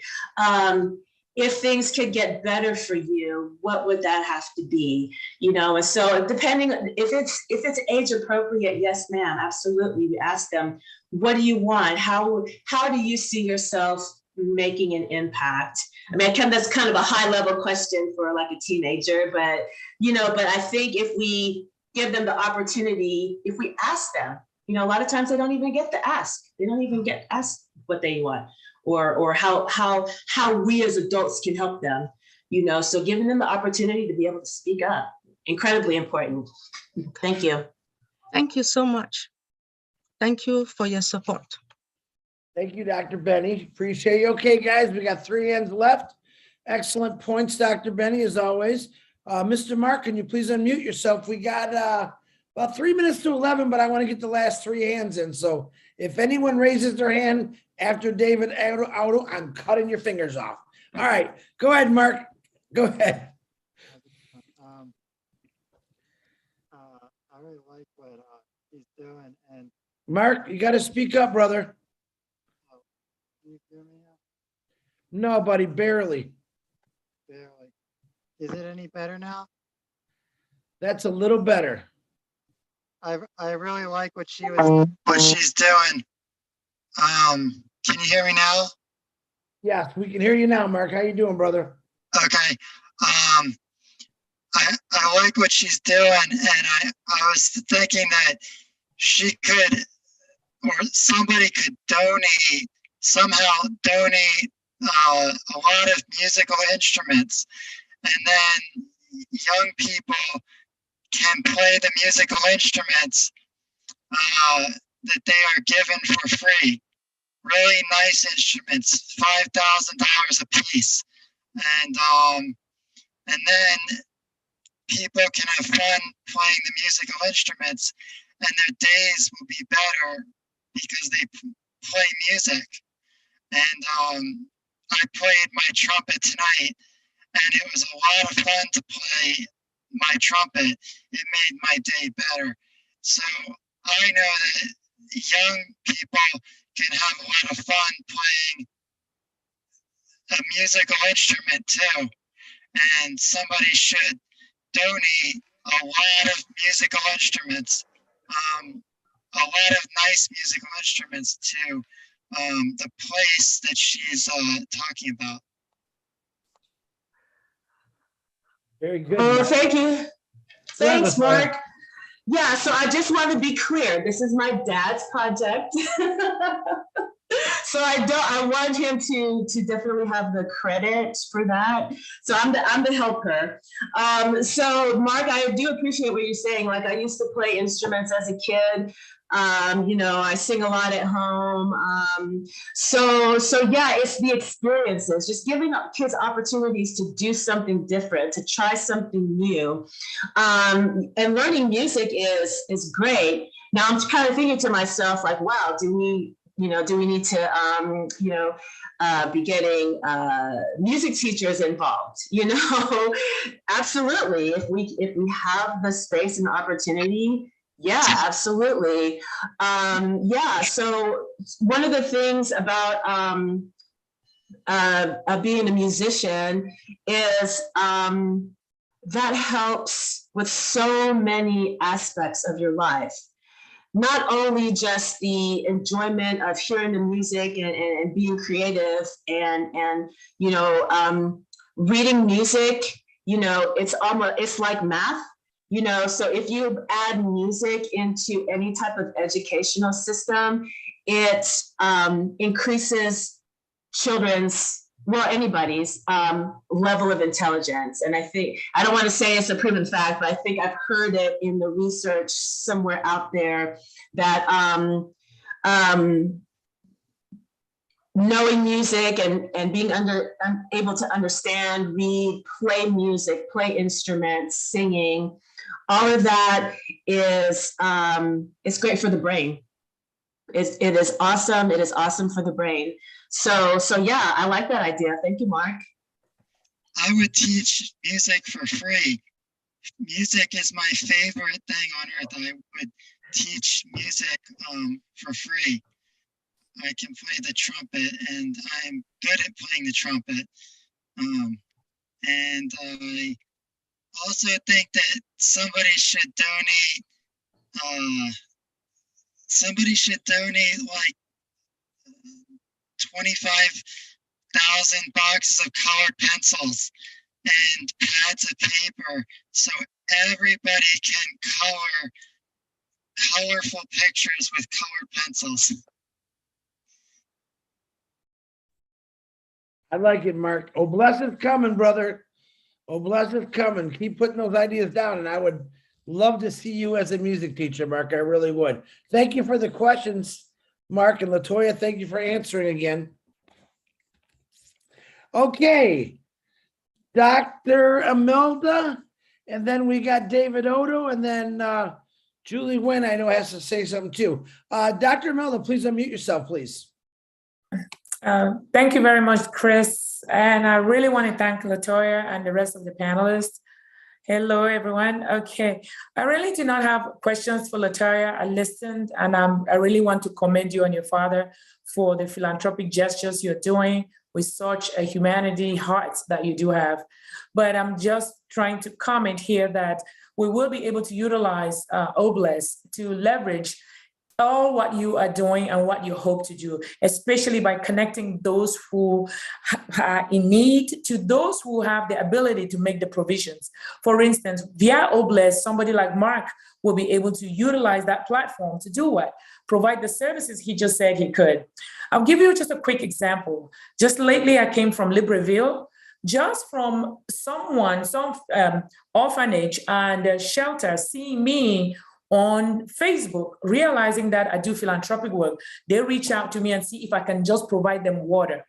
That's to tell you how much that the world today needs the basic things.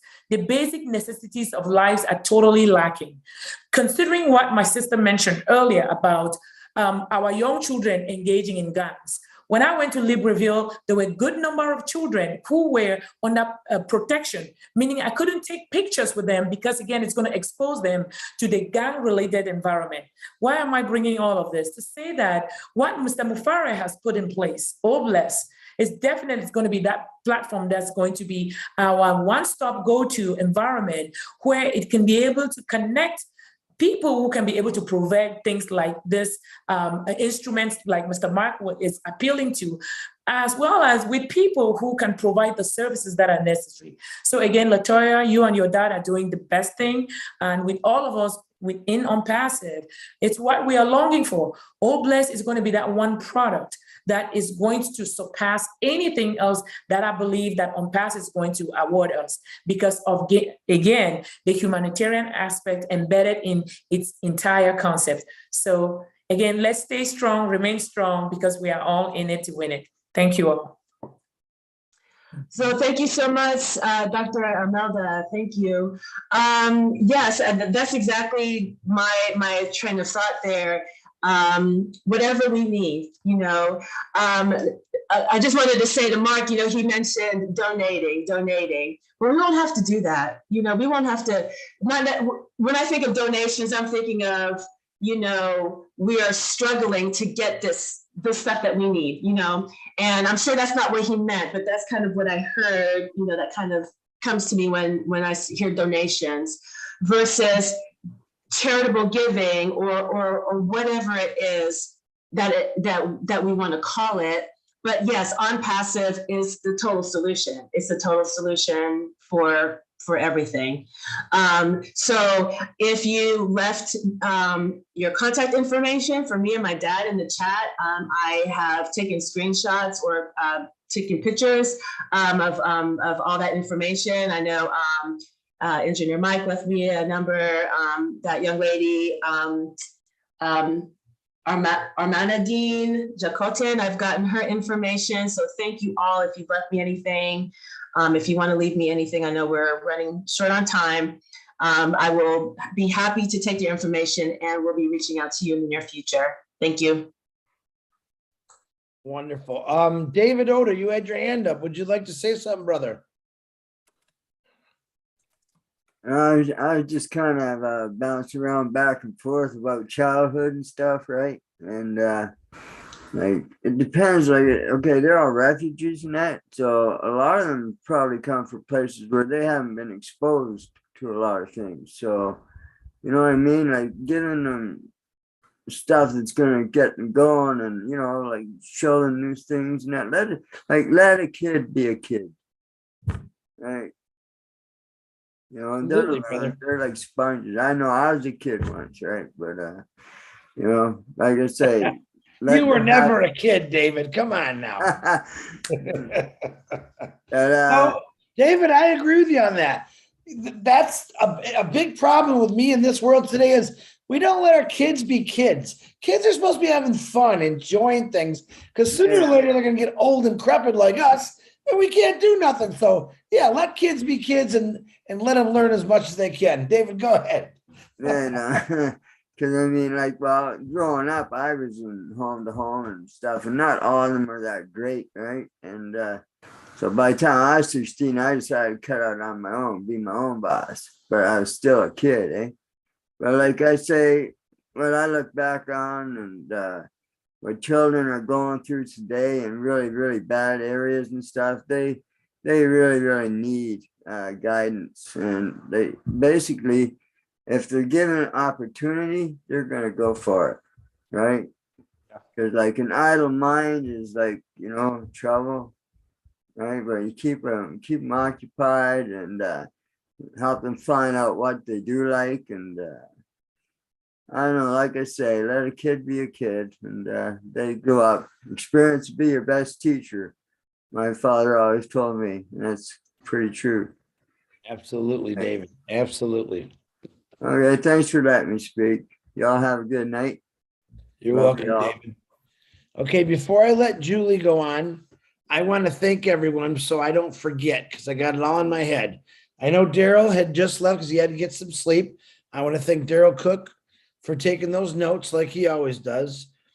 I definitely want to thank Mr. Edward Francis and his beautiful daughter, LaToya, for bringing a whole new, listen, we started with one way, but I think we kept it to the program as far as kids.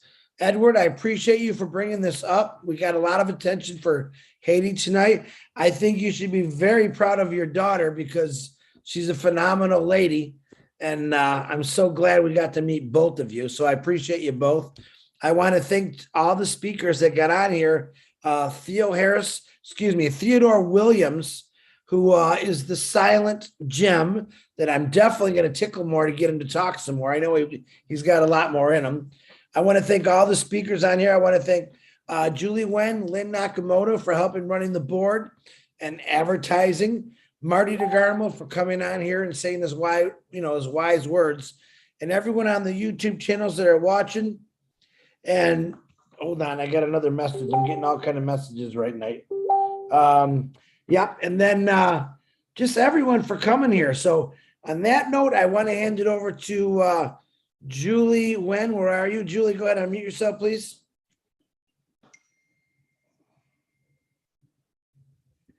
Julie, you're muted. Go ahead, say whatever you got to say, Julie. I missed it, so you go right ahead. Thank you so much, Chris, for spearheading this beautiful program called Oblast.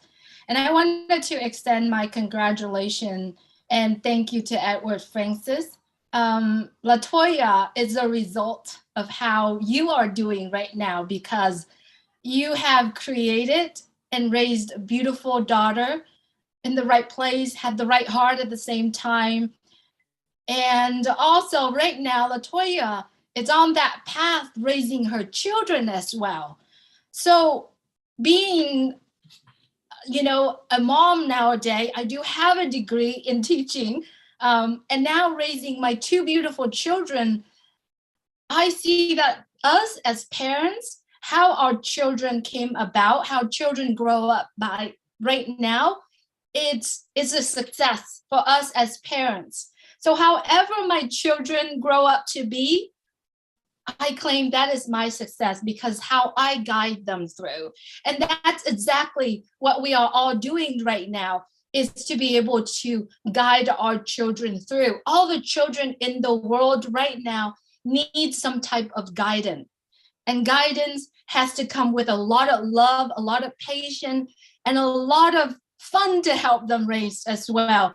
So whatever that you are doing right now, Edward, LaToya's, and everyone that focusing on the children, I just want to commend you, and I thank you for doing that. I believe children nowadays is a future for our life, our country, and thank God for Unpassive. Thank God for our CEO, Ash Mufarad. Give us that opportunity to do so. I had a conversation with my children today, and I said, you know, I'm so proud of what you guys are doing, because look at what it is now happening in the US in the past weeks. It is very sad being mom or dad, seeing your children going in that dark path. And so we are here having that opportunity to focus on the children of the world, the children nowadays. Let's connecting and let's support Haiti, and let's support Edward, LaToya, and anyone that focusing on the children to become a better future, and you know, the future for this entire world. So thank you, Chris, for doing that, and thank you, Edward and LaToya, to come on here and share with us. Congratulations, Edward. You did some amazing job raising and bringing LaToya into this world. And now she's taking that and she's continued to do that with her children as well. So Julie, just let me add just one little quick thing, and my dad might be embarrassed, but he didn't actually raise me. We did not meet until the first time I ever talked to him was March of 2022. My mom chose not to tell me my paternity. And so we only just met. So I would say that since he did not raise me, I'm his spitting image. I look like him. You know, if I were an 80-year-old man, I look just like him. And his spirit is my spirit too. So even though he didn't raise me, his spirit has always been with me. Thank you. That's beautiful. That's beautiful. Thank you so much, LaToya, for letting me know that. I really appreciate you coming on here and speak on behalf of your dad as well. Thank you so much. All right, Chris, I know I'm hesitating to say this, but thank you for supporting a lot of the YouTubers out there.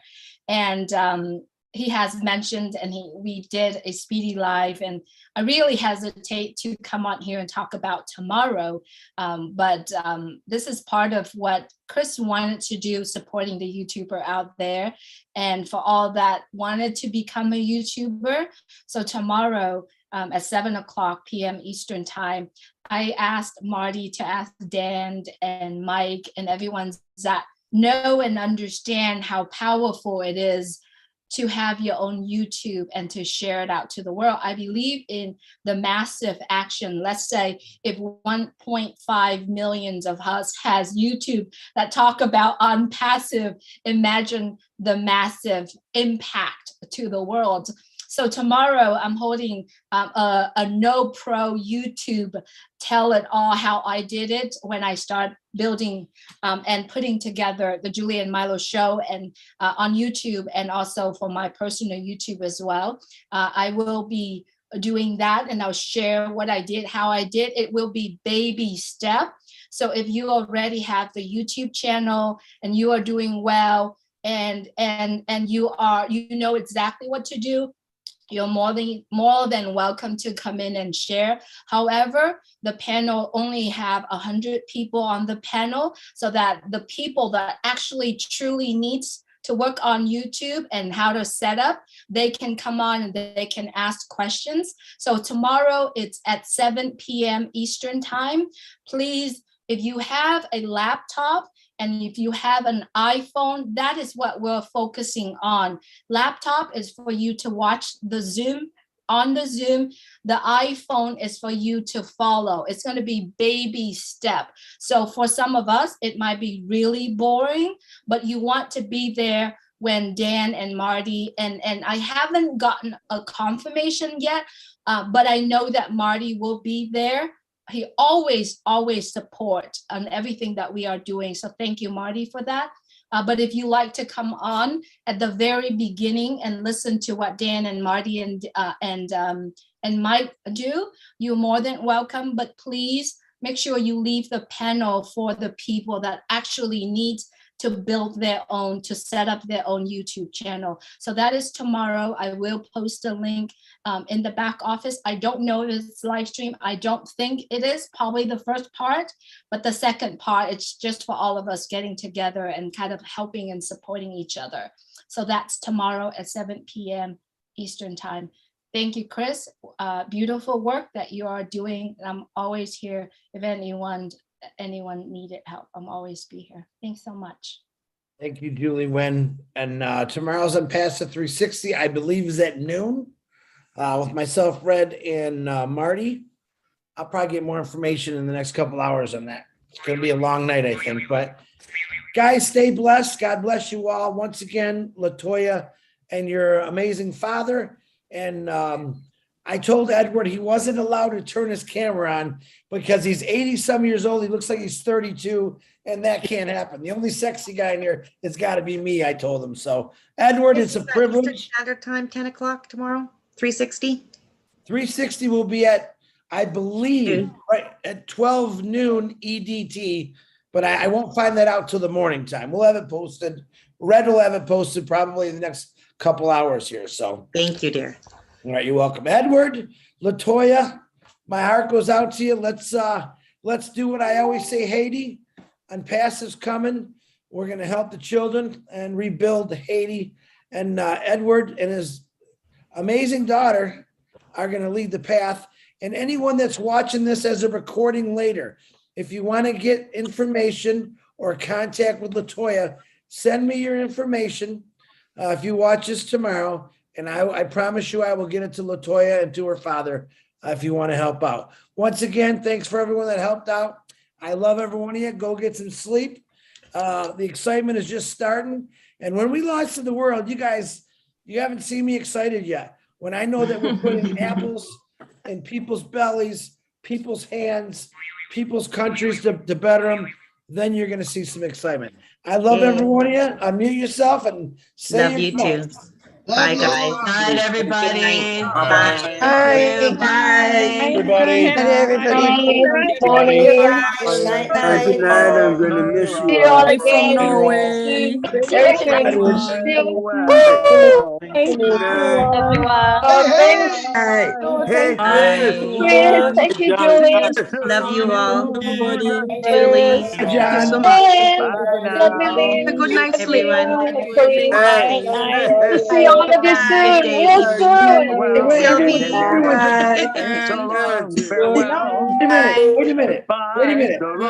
One thing. Hold on, John. Hold on. Let me say one thing. Lily Lane, I had an assignment that I completely forgot about, and I see your face.